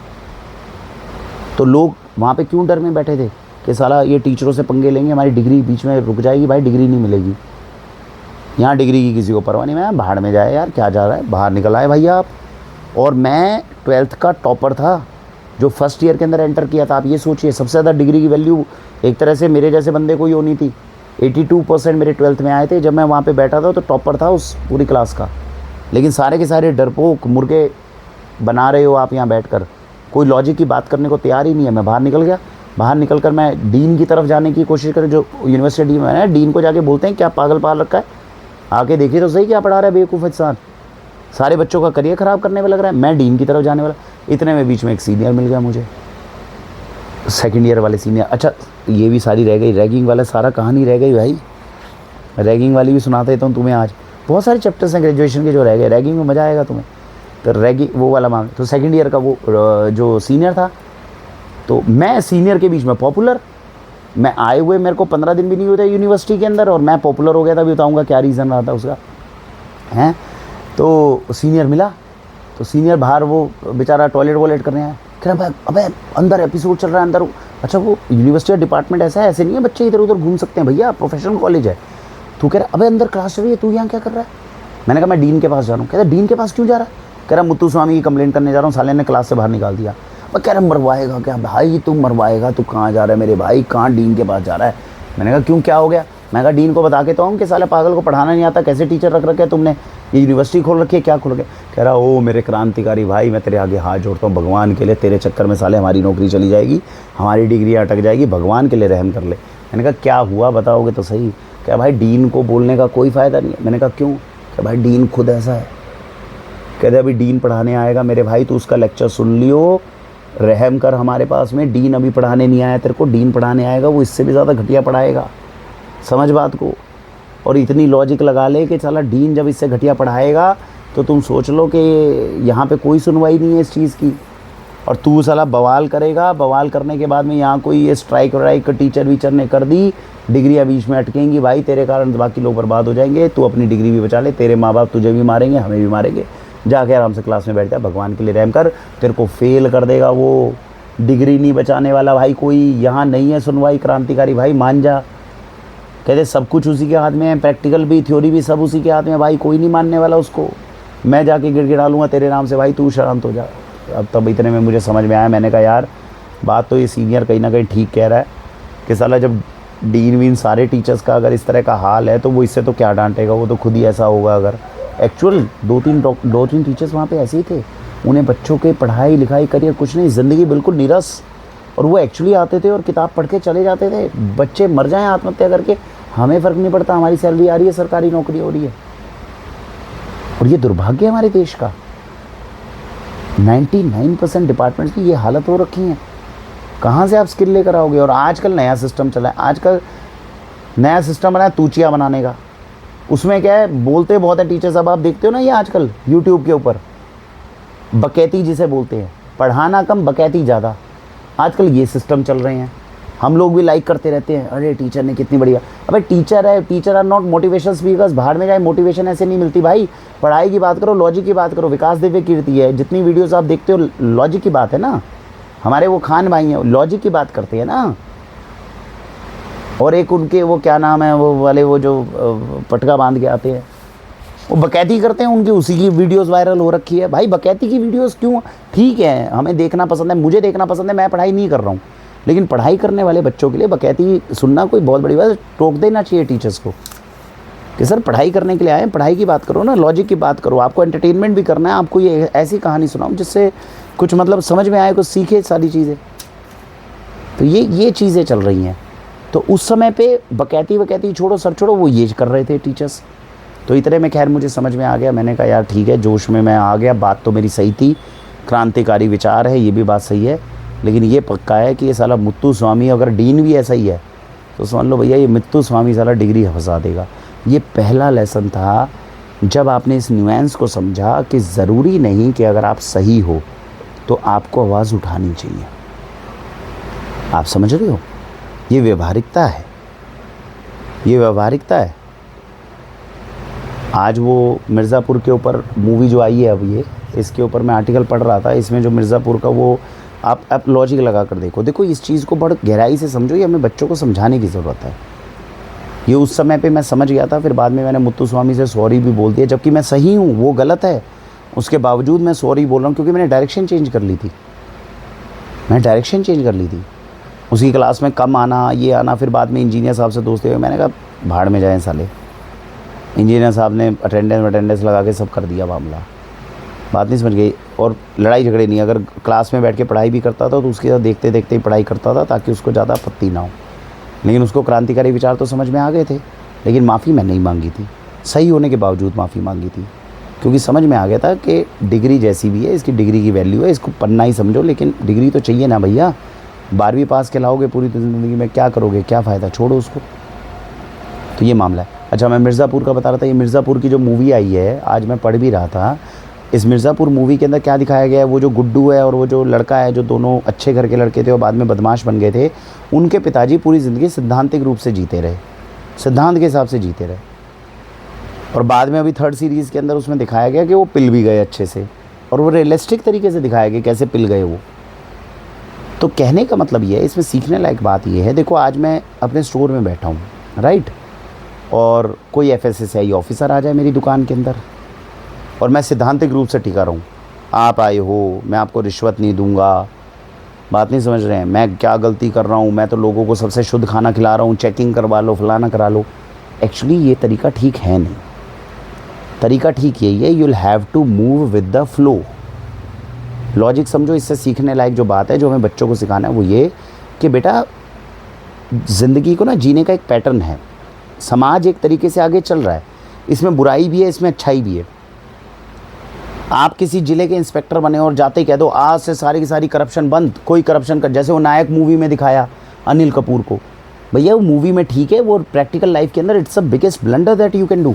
सबसे बड़ा ब्लंडर है वो जो नायक फिल्म के अंदर दिखाया जा रहा है अनिल कपूर की तरह से, हम लोग थिएटर में बैठ के ताली बजा रहे हैं। इट्स एन एब्सर्ड थिंग कि आप आए और आने के बाद में बोल रहे हो कि कितने लोगों ने करप्शन किया, सबको रेस्टिगेट कर दो, कितने लोग ये कर रहे हैं, इसको फायर कर दो। अरे बेवकूफ़ी है भाई, ये पूरा का पूरा सारा अनाकी फैल जाएगी सब जगह। समझदारी ये कहती है कि समाज के अंदर चाहे बुराई है चाहे अच्छाई है, समाज जिस तरह चल रहा होता है उसको धीरे धीरे अपने अंदर की अच्छाई से मोल्ड करना होता है, धीरे धीरे। ये है इसका आंसर। नायक फिल्म में जो अनिल कपूर था उसने जो करके दिखाया, वहाँ पे जो दिखाया गया वो फिल्मों में ताली बजवाने के लिए आपने देख ली, एंटरटेनमेंट हो गया, बात सही है। अगर आपके बच्चे उसकी जगह होंगे तो आपको क्या करना है, मुख्यमंत्री बनने के बाद आपको सारे इंस्पेक्टर्स की लिस्ट में से वो इंस्पेक्टर्स ढूंढने की कोशिश करने हैं जो थोड़े ईमानदार हैं। बहुत ज़्यादा ईमानदार कोई दूध का धुला नहीं होता, थोड़े ईमानदार हैं, उनको आगे लेके जाओ, उनको प्रोत्साहन करो, उनको मोटिवेट करो। जो लोग गलत काम कर रहे हैं, जो बहुत ज़्यादा गलत हैं, उनको वार्निंग दो कि भैया आपको ये काम ख़त्म करने होंगे, नहीं तो मुझे 2 महीने के बाद में एक्शन लेना पड़ेगा। धीरे धीरे करके होता है समाज में बदलाव, ये रातों रात काम नहीं होगा। रातों रात आप मुत्तु स्वामी आपको बोल रहा है और आप बाहर निकल गए और आप क्रांतिकारी की तरह बोल रहे हो कि साला इसको मैं डीन को ये बोल दूंगा, मैं ये कर दूंगा, मैं यूनियन बनाऊंगा, मैं फलाना बनाऊंगा। हो सकता है कामयाब हो जाओ, यूनियन बना के कुछ राजनीति में चले जाओ, वहाँ का रास्ता अलग निकल जाता। लेकिन वो सीनियर जो मुझे सिखा रहा था वो यही चीज़ बता रहा था कि भाई तू क्रांतिकारी है, तू अपनी जगह सही है, लेकिन बात को समझ, ये रास्ता जो तू पकड़ रहा है ये रास्ता ज़्यादा जटिल हो जाएगा। और हुआ भी है। अगर मैं उस तरफ जाता तो फिर मुझे राजनीति में आना पड़ता, यूनियन का हेड बनना पड़ता, एक नई यूनियन कंपनी में खड़ी करनी पड़ती यूनिवर्सिटी के अंदर, आप समझो, स्टूडेंट यूनियन का लीडर बनना पड़ता। तो फिल्म स्टार तो बनने से गए आप, आपके सपने तो धराशायी हो जाएंगे। ये बात मुझे एक बहुत अच्छे टीचर ने बताई थी, जिनकी रिस्पेक्ट मैं बहुत करता हूँ। जब 2nd ईयर में मेरा नरेंद्र से लड़ाई हुई थी ना, जबकि मैं सही था, नरेंद्र गलत था, लड़ाई हुई, मैंने वो लड़ाई जीती। उसके बाद में भी जब वो टीचर मुझे मिले, बहुत सुलझी हुई बात करते थे, तो वो जानते थे कि मैं ठीक हूँ, वो जानते थे कि मैंने कुछ गलत नहीं किया। मैंने अपने हक के लिए, नरेंद्र आया, उसने मुझे पीटा तो जाहिर सी बात है, मुझे वापस जो था उसको सबक सिखाना था, मैंने कंप्लेंट्स करी, सब करी। लेकिन उन्होंने फिर भी मुझे बैठकर एक बात बताई थी जो मुझे 3rd ईयर में पता चली, जो इस मुत्तुस्वामी वाले मटेरियल के लिए बना हूँ। उन्होंने मुझे ये बताया था, SP सिंह नाम है उनका टीचर का, हाईली रिस्पेक्टेड पर्सन टुडे, आज है नहीं हमारे बीच में, ईश्वर उनकी आत्मा को शांति प्रदान करे। लेकिन सुलझी हुई बात, बिहार से थे, सुलझी हुई बात करते थे, आराम से बात करते थे। उनकी कही गई बात उस समय पे मुझे ठीक नहीं लगी थी, क्योंकि मैं सही था, मैं नरेंद्र के खिलाफ सही एक्शन ले रहा था, वो मैं आज भी मानता हूँ कि मैं अपनी जगह सही हूँ, लेकिन उनकी बात गलत नहीं थी। उन्होंने मुझे उस समय पे 3rd ईयर के इस टाइम पे समझाया था कि वरुण, अगर कोई पेड़ अगर वो चौड़ाई में फैलना शुरू होगा ना बेटा, तो कभी भी वो लंबाई को नहीं छू पाएगा। तो मैं तो उस समय पे अपने उसमें था, मैंने उनको ये कहा था कि सर मैं गलत नहीं हूँ। मैंने इस तरह जवाब दिया था कि सर जो आप कह रहे हैं वो ठीक हो सकता है, लेकिन मैं गलत नहीं हूँ, नरेंद्र को सबक सिखाना ज़रूरी था और मेरे को वो सिखाना चाहिए था। तो हम दोनों के अपने अपने पॉइंट ऑफ व्यू थे। लेकिन आप ये देखिए गहराई की बात क्या है, वो ये मुत्तुस्वामी वाले मटीरियल पे लगती है कि जब आपका लक्ष्य सामने कुछ हो ना, तो आप हर चीज़ के अंदर टांग नहीं अड़ा सकते हो। आपको अपने लक्ष्य पे फोकस होना पड़ेगा। You have to ignore certain things जो आपको लगता है कि गलत है, आप हर चीज़ में नहीं। इसी के अंदर एक और कहावत भी लगती है, जब आपको युद्ध जीतना हो ना, तब आप लड़ाइयों में मत पड़ो। ये भी अपने बच्चों को सिखाने वाली बात है। When you are preparing for a war, then don't get involved in futile battles। अंग्रेज़ी का रूपांतरण। ये चीज़ जो थी वो 1st ईयर में मैंने सीनियर की बात मान ली, मुत्तुस्वामी को थोड़ा टाइम लगा, उसको आराम से मना लिया।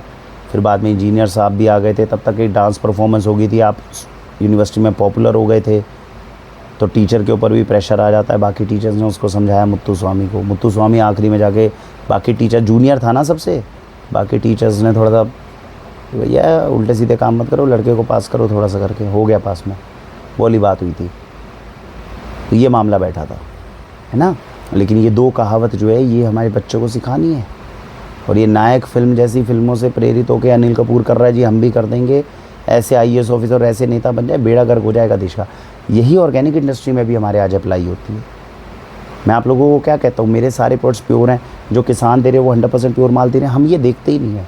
हम बस ये देख रहे हैं ये कुछ अच्छा करने की इच्छा है इसमें, there is an element of goodness in this person है, तो हम उसको प्रोत्साहित करेंगे, थोड़ा डराएंगे कि गलत काम मत करो, और जो उसकी अच्छाई है उसके लिए प्रोत्साहन करेंगे। ये आज ऑर्गेनिक नहीं कर रहा, लेकिन हम इसे सबल करने की कोशिश करेंगे ताकि 3 साल बाद ऑर्गेनिक हो जाए। तभी तो 250 कंपनियों को चांस दे रखा है मैंने स्टोर में। इनमें से आपको ये जान के हैरानी होगी, अगर मैंने 200-250 किसान पकड़ रखे हैं, अगर मैं ये सारा बिज़नेस 20 लाख की सेल है, एक लॉजिक लगा के देखो, और अगर मैं ये 3-4 कंपनियों को केवल दे दूं, तो जो मार्जिन ये कंपनियां मुझे दे रही है, क्या उससे 5-7% एक्स्ट्रा नहीं दे देगी? 2 पैसे मेरे घर में फालतू नहीं जाएंगे? लेकिन मैं ऐसा करता नहीं हूँ, क्योंकि मोरली ये अभी ठीक नहीं है। पहले तो 200 किसानों के बीच में कंपटीशन क्रिएट कर रखा है, जिससे आप लोगों के पास में क्वालिटी अच्छी जाए। दूसरी बात ये है, ये 200 किसानों को हम थोड़ा थोड़ा इसलिए तैयार करके रखते हैं, कल को देश में एकदम ज़्यादा रिक्वायरमेंट बन गई तो 200 लोग हैं, वो 3 कंपनियां पूरे देश को खाना नहीं खिला सकती। ये 200 लोग अगर डेवलप कर दिए मैंने, तो ये बड़े होकर बहुत लोगों को खाना खिला सकते हैं।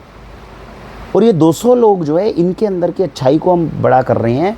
केवल खाना खिलाना देश को सबसे बड़ी प्रायोरिटी नहीं है, आपने देश के अंदर परिवर्तन क्या लेकर आए।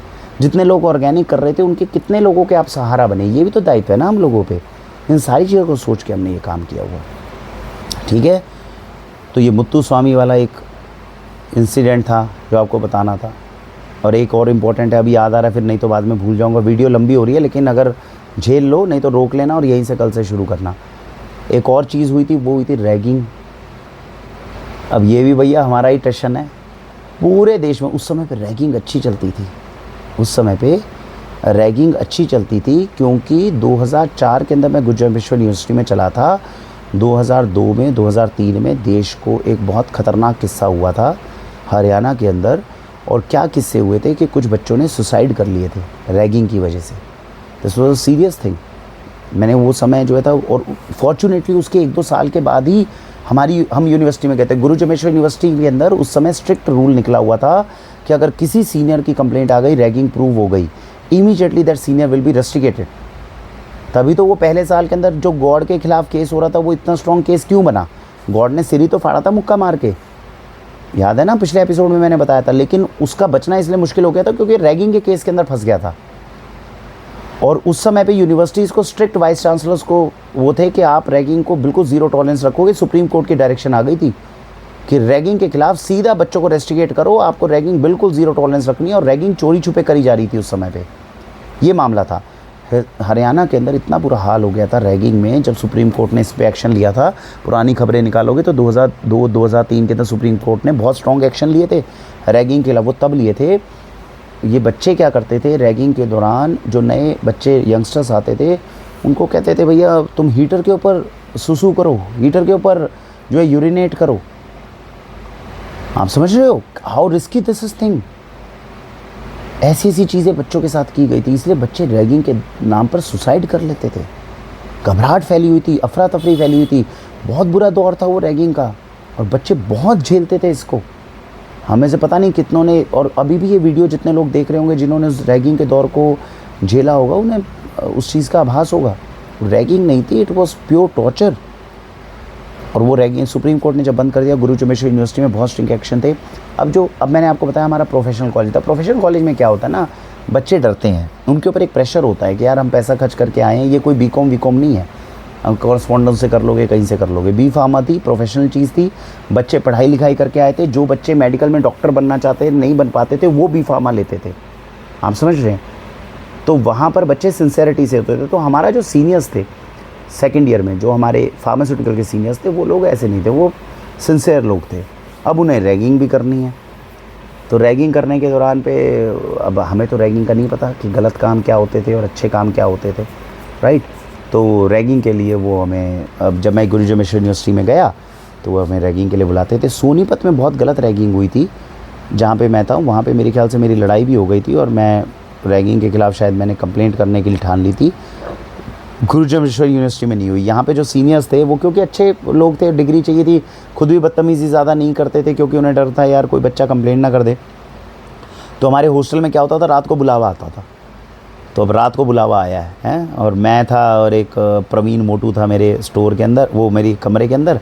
आप ये सोचो आज मेरा वज़न जो है, उस समय पर मेरे वाले कमरे में 3 लोग थे जिसमें सबसे पतला मैं ही था। मुझसे ज़्यादा मोटू एक प्रवीण था और उससे ज़्यादा मोटा एक हिमांशु था। हिमांशु का दिल्ली का आलसी आदमी था। हम 3 बैठे होते थे। तो रात को आता था 9-10 बजे बुलावा, तो हम में से बहुत लोग सो जाते थे 9-9:30 बजे। भाई हम तो सो गए, और सीनियर भी कमीने होते थे, वो आके उठावे, कोई नहीं सोया, उठवाओ इनको, उठवा के सीनियर की बिल्डिंग में, सीनियर की बिल्डिंग बाजू होती थी, वहाँ लेकर जाते थे। अच्छा रैगिंग यार, अच्छा मैं सोनीपत से आया था, मैंने कहा यार ये रैगिंग के पीछे इन लोगों से, मेरे को डर नहीं था कि रैगिंग करेंगे, मेरे को डर ये था कि रैगिंग करेंगे मैं इनके बजा दूंगा और केस बनवा दूंगा सालों के खिलाफ। क्रांतिकारी विचार थे ना शुरू से ही, तो मैं लगता था खामखा में दुश्मनी हो जाएगी सीनियर से। तो इन्होंने हमें बुलाया पहली रात को और इस तरह बुलाकर और कमरे में खड़ा कर दिया। वहाँ बैठे हैं सेकंड ईयर के सीनियर्स, हम बैठे हैं इधर, खड़े हैं सारे फर्स्ट ईयर वाले। तो अब वही रैगिंग का मामला पुराना है। हाँ भाई नए नए आए हो, कहाँ से आए हो, पहले इंट्रोडक्शन हुआ सब कुछ, ठीक है चलो पैंट वैंट उतारो, पैंट वैंट उतारो। तो यहाँ वाले के अंदर बता रहा हूँ किस्मत में क्या हुआ मामला। तो मैं तीसरा चौथा नंबर 5वां नंबर होगा। अब आप सोचो अकल कितनी थी मेरे अंदर, हैं अकल देखना इसके अंदर क्या चीज़ मामला है, ठीक है। तो इसमें क्या हुआ, वो पहले वाले को बोला हाँ भाई पैंट उतार, अंडरवेयर दिखा कौन से रंग का है, हट साले लाल रंग का अंडरवेयर पहनता है, बनियान पहनता है अंदर, निकाल दे टी शर्ट निकाल दे, पीछे घूम जा, चल घूम के मुर्गा बन जा। मुर्गा बना दिया, पहले वाले को बना दिया, दूसरे को हो गया, तीसरे को हो गया, तो चौथे को बाई चांस मेरा नंबर आया। फॉर्चुनेटली, थोड़ा सा फॉर्चुनेटली और थोड़ा दिमाग मेरा, तो फॉर्चुनेटली जो चौथा था उसने, जो मेरा नंबर जब आया तो उसमें सीनियर ने पूछा हाँ भाई कहाँ से तू, मैंने कहा पानीपत से। बाई चांस वो भी पानीपत से था। अच्छा ये हरियाणा वाले जो इतने होते हैं ना, इनको लगता है कि अपने ही गाँव से बंदा तो अपना ही भाई है। तो सीनियर कहता है ओ भाई पानीपत से तू, पानीपत से, पानीपत में कहाँ से भाई, पानीपत से कहाँ, मैंने कहा मॉडल टाउन से। कहते वहीं से रहा तू, वहीं से रहा यार। तो साले तेरे को ये हरियाणवी वगैरह तो नहीं आती होगी। मैंने कहा नहीं आती, सब कुछ नहीं आता यार, ऐसा कुछ नहीं आता। हाँ तो बोल रहे तेरा बढ़िया यार, बढ़िया। आज चल बता यार रैगिंग के अंदर, तो चल तू ये सारा छोड़, कपड़े उतारना छोड़, ये छोड़, तू ये बता तेरी हॉबी क्या है, हॉबी बता तू। तो मैंने उसको बोल दिया मिमिक्री, कि मैं एक्टर्स की आवाज़ निकालता हूँ। कहते क्या बात कर रहा है यार, एक्टर्स की आवाज़ निकालता है। अच्छा हरियाणा के अंदर जितने लोग हैं ना, ये सन्नी देओल के बहुत बड़े फ़ैन हैं, तो उन्होंने कहा अबे यार क्या बात कर रहा है, क्या बात कर रहा है। बाकियों ने कहा क्या है, मिमिक्री करता है, मिमिक्री करता है? कहता है हाँ मिमिक्री करता है। तब तक स्टेज शोज तो हुए नहीं थे, पॉपुलर मैं हुआ नहीं था, ये तो जुम्मा जुम्मा 1-2 हफ्ते की बात है यूनिवर्सिटी में आए हुए। कहते यार उसमें से एक उठा, यार एक सन्नी देओल की आवाज़ निकाल दे यार, सन्नी देओल की घातक की एक्टिंग कर दे यार तू मेरे। तो अच्छा सन्नी देओल की मेरे को आवाज़ ना निकालनी आए, सन्नी देओल मुझे पता नहीं भैया कैसे निकलती है, बाकी अमिताभ बच्चन और ये दिलीप कुमार इन सब की आती थी, ऐसा सन्नी देओल की तो नहीं आती। कहते अब यार सन्नी देओल की नहीं आती यार, तेरे को कोई नहीं बोले किसकी आती है, किसकी आती है? मैंने कहा अमिताभ बच्चन की आती है। अच्छा उस समय पे क्या है, केबीसी बहुत पॉपुलर था, कौन बनेगा करोड़पति। कहता है बेटे कौन बनेगा करोड़पति, अमिताभ बच्चन बनेगा। कहते हैं हाँ। तो कहते हैं अच्छा अमिताभ बच्चन ने, इतने में एक सीन उड़ा। कहते कोई मज़ा आएगा आज करवाते हैं, क्या करवा। कहते तू अमिताभ बच्चन कौन बनेगा करोड़पति का। कहता ठीक है। कहता तेरे को एपिसोड करना है इसका, कौन बनेगा करोड़पति का। कहता ठीक है। कहता शर्त ये है, क्या नाम क्या तेरा? मैं कहा जी वरुण सिंगला। कहता सिंगला शर्त ये है, उस कौन बनेगे करोड़पति के अश्लील कौन बनेगा करोड़पति तेरे को आज करना है। सारे तेरे क्वेश्चन अश्लील होने चाहिए और इन सारे लौंडों में से किसी को भी कंटेस्टेंट चुन, वो तेरे साथ हॉट सीट पे बैठेगा, वो भी पूरी अश्लील बातें करेगा, तू भी अश्लील करेगा, वो भी अश्लील करेगा। और जो तुम्हारी लाइन अश्लील नहीं आई और जो तुमने अश्लील नहीं करी तो समझ लो दोनों के दोनों पूरे के पूरे नंगे करे जाओगे, दोनों के पूरे कपड़े उतारोगे भाई साहब, चैलेंज। मैं साला कह रहा हूँ, मैंने कहा ये क्या करवा के मानेंगे हमसे, पूरी दुनिया में साला किसी ने ऐसी रैगिंग नहीं करवाई होगी, ये साले कमीने क्या करवाएंगे। अच्छा देख लो अभी भी याद है मेरे को, आज भी वो कमरा याद है, आज मेरे को यूनिवर्सिटी में ले जाओगे ना, मैं उस कमरे में ले जाऊँगा आप लोगों को हैं। तो अब भाई सीनियर बैठे हैं वहाँ, कम से कम बैठे हैं 15-20, हम लोग हैं कोई 8-10 लौंडे। मैंने कहा भाई ठीक है। तो वहाँ पे मिमिक्री शुरू हुई। मिमिक्री शुरू होने के बाद में कौन बनेगा करोड़पति है। अब भैया आगे भैया वीडियो ये बंद कर देना भैया, जिसको अश्लील बातें ज़्यादा पसंद ना हो, जो रियलिस्टिक है ऑटोबायोग्राफी में बतानी पड़ेगी, तुम लोगों को ज़्यादा अश्लील पसंद ना हो तो बंद करके निकल जाओ भैया। ये आखिरी एपिसोड ही है आज का, इसके बाद कोई और एपिसोड नहीं है और रैगिंग मिस हो जाती है इसलिए बता रहा हूँ। तो मैं अब आप लोगों को एग्जैक्टली बताऊँगा वो डायलॉग्स वायलॉग्स जो है वो क्या हैं, ठीक है जी। पहले बता रहा हूँ, जिसको उल्टी सीधी बातें पसंद ना हो, रैगिंग वैगिंग लड़कों की नहीं पता हो, ना करना हो, जानना हो, बंद करके निकल जाओ। बाद में मत कहना वरुण जी क्या बदतमीज़ी वाली बातें कर रहे हो। बदतमीज़ी तुम्हें बदतमीज़ी लग रही है, हमारे साथ बदतमीज़ी हुई तब कोई नहीं था हमें बचाने के लिए। रियलिस्टिक से सामना करो भाई, रियलिटी से, मैं क्या कर सकता हूँ हैं। तो कौन बनेगा करोड़पति बने, तो कौन बनेंगे करोड़पति बनने के अंदर अमिताभ बच्चन बन के वहाँ पे हॉट सीट पे बैठे। देवी और सजनों आज आपका स्वागत है। अच्छा कौन बनेंगे करोड़पति का नाम कुछ बदल। अच्छा ये चीज़ क्या थी उस समय जो था, मतलब दिमाग इतना फर्टाइल था मेरा कि बोलते बोलते मैं मिमिक्री के अंदर कॉमेडी निकाल लेता था। तो सोचो कौन बनेगा करोड़पति से हमने कौन बनेगा चौधुपति या ऐसा कुछ उसका नाम बना दिया, मैंने बोलते बोलते बना दिया। आज के इस एपिसोड में आप सबका स्वागत है। आज हमारे बीच में डिसाइड होगा कौन बनेगा देश का चौधुपति। ज़ोरदार ताली आज के कंटेस्टेंट के लिए, वहाँ सीनियर ताली बजा रही, ये बढ़िया। मतलब आप ये सोचो हर 2 लाइनों के अंदर आपको कुछ ना कुछ बदतमीज़ी या कुछ ना कुछ अश्लील आपको बोलना है, आप ये सोच लो मतलब, ठीक है। तो वहाँ पे मैं बैठा, मेरे को जितना थोड़ा बहुत याद आ रहा है वो मैं आपको केवल बता रहा हूँ। उस समय पे वो इतना हिट गया था उस रात को कि उसके बाद में सीनियर्स ने हमारी रैगिंग लेनी बंद कर दी थी। सीनियर्स ने सारे जूनियर्स को टारगेट दे दिया था कि सालो ये बंदा जो है जब हम रैगिंग के लिए बुलाएंगे, और उसके वो सीनियर्स के बीच में स्टार में उस दिन बन गया था।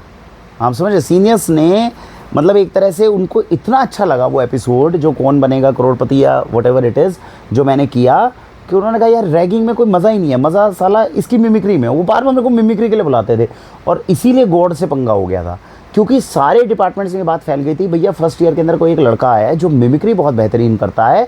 दूसरे डिपार्टमेंट के जो सीनियर्स है वो हमें बुलाने लग गए थे और बाकी सारे सीनियर्स के लिए जैसे मैं माई दाता भैया बंदा कहता, कह रहे यार ये बंदा है तो हमारे कपड़े नहीं उतरेंगे, ये भाई बदतमीज़ी बोल ले, गालियाँ दे ले, कुछ बोल ले, यार ये नंगा होना पसंद नहीं है हमें। तो ये मामला था। तो एक तरह से मैं सबकी इज्जत जो था वो थामे बैठा हुआ था। तो वहाँ पे गालियाँ चलती थी, अश्लील प्रोग्राम मतलब मेरे को डिज़ाइन करके इनको देना होता था, लेकिन बिना सही इज्जत बचा के सब लोग आ जाते थे और मामला ऑलमोस्ट सेट हो जाता था। तो बदतमीज़ी वाली रैगिंग कहीं किसी के साथ नहीं हुई। हाँ गाली गलौज के साथ में ये मेरे को कुछ ना कुछ इस तरह की मिमिक्री वगैरह इनको करके दिखाना होता था, कंटेंट इनको परोसना होता था। तो ये चल रहा था हमारा वहाँ का मामला।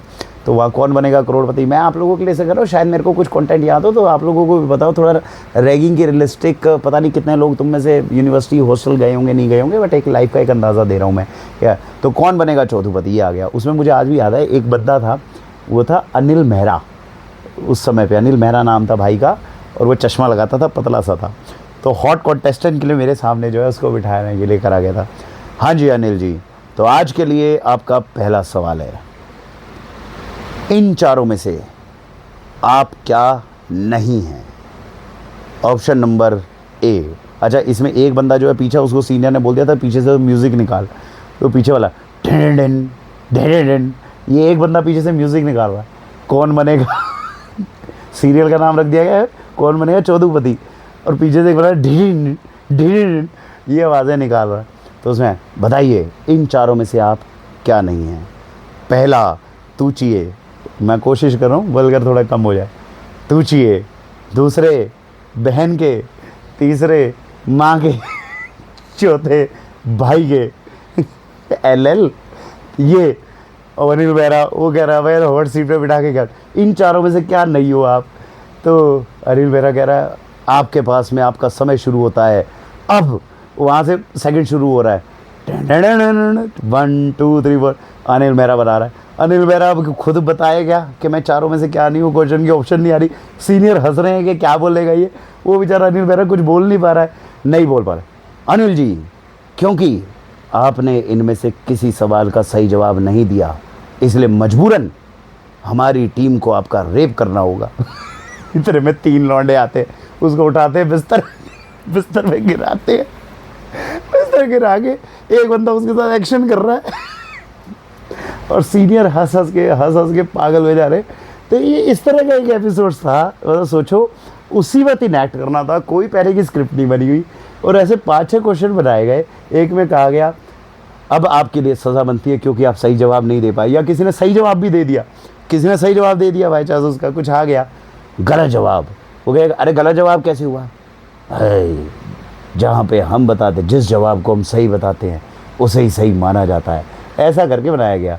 आपकी सज़ा है, आप ये पंखा जब तक चलेगा तब तक इसे माँ बहन की गालियाँ देंगे, अगर आप रुके तो आपका भी रेप किया जाएगा।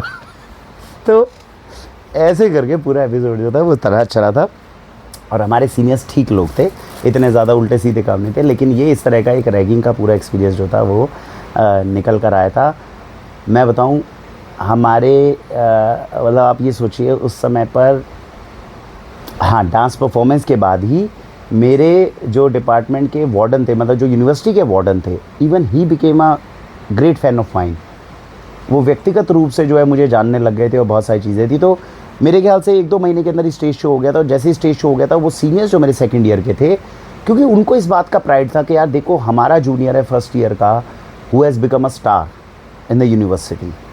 तो शुरू के बस 15-20 दिन में सीनियर्स को क्योंकि इस तरह के एपिसोड्स पसंद आने लगे, वो मिमिक्री के केस में निकल गए, इतने में हम स्टेज पे चढ़ गए, अब मैं स्टार बन चुका था, वहाँ पे मिमिक्री में अवार्ड्स जीत चुका था, तो वो सारे रैगिंग के किस्से से हम बाहर निकल आए। तो ये सारी चीज़ें थी, लेकिन उससे हमें एक अंदाज़ा ज़रूर हो गया था कि हमसे पहले लोगों का रैगिंग में कितना टफ़ टाइम रहा होगा। और फिर से मैं कहना चाहता हूँ ये एक बहुत काला अध्याय है हमारे बच्चों के लिए जो यूनिवर्सिटीज़ में उस समय पे पढ़ते थे। रैगिंग को एक तरह की हम एक दूसरे को जानने की प्रक्रिया को मानते थे, लेकिन बहुत गलत काम जो थे वो यूनिवर्सिटी में मतलब रैगिंग के नाम पे होने लगे थे। और गुरु जमेश्वर यूनिवर्सिटी की मैं इस बात में बहुत तारीफ़ करना चाहूँगा कि उस समय पे उनके वाइस चांसलर ने बहुत स्ट्रिक्ट एक्शन लिया और बहुत साफ़ यूनिवर्सिटी थी। हमारे पास में हरियाणा एग्रीकल्चर यूनिवर्सिटी थे, वहाँ पे गोलियाँ तक चलती थी, बच्चों की हत्या तक की गई थी। उस समय का माहौल बता रहा हूँ आपको यूनिवर्सिटीज़ का। तो ये आज तो आपकी यूनिवर्सिटीज़ और ये प्रशासन, लॉ एंड ऑर्डर, ये सारा बहुत कुछ बढ़ गया यूनिवर्सिटीज़ में, उस समय पे नहीं था। और लिटरली ये खबरें होती थी, मैंने आपको बताया भी है पिछले एपिसोड्स में कि तलवारें निकल जाती थी बच्चों के बीच में, और गॉड बाइक पे चल रहा है, हाथ में ये लेकर चल रहा है एंड ऑल दैट स्टफ। तो असली टॉप की गुंडागर्दी रहती थी, टीचर्स बोलते नहीं थे, टीचर्स के सामने लोग बच्चे गुंडागर्दी करते थे। और प्रोफेशनल कॉलेज देखिए, प्रोफेशनल डिपार्टमेंट्स थे गुरु जमेश्वर यूनिवर्सिटी में, और हरियाणा एग्रीकल्चर यूनिवर्सिटी में तो और बुरा हाल था। वहाँ तो आप सोच सकते हो, तभी तो टीचर्स इस तरह के हो जाते थे कि हमें कुछ लेना देना नहीं, आए कुछ भी पढ़ाया और चले गए, या ठीक है नौकरी है और कर लो। ये सारा माहौल जो पूरा रहता था। तो ये यूनिवर्सिटी के कुछ चीज़ें थी, किस्से थे जो मैंने आप सबके साथ शेयर करी। उम्मीद है इससे कुछ अपने को जानने को मिलेगा, समझने को मिलेगा। बाकी आपको अब मैं जो मेरी जॉब का है ना GSK के अंदर इंटरव्यू होके किस तरीके से मेरी ज़िंदगी आगे बढ़ी, वो अगले एपिसोड के अंदर अपन कवर करेंगे, ठीक है। इसी के साथ भारत वंदे मातरम।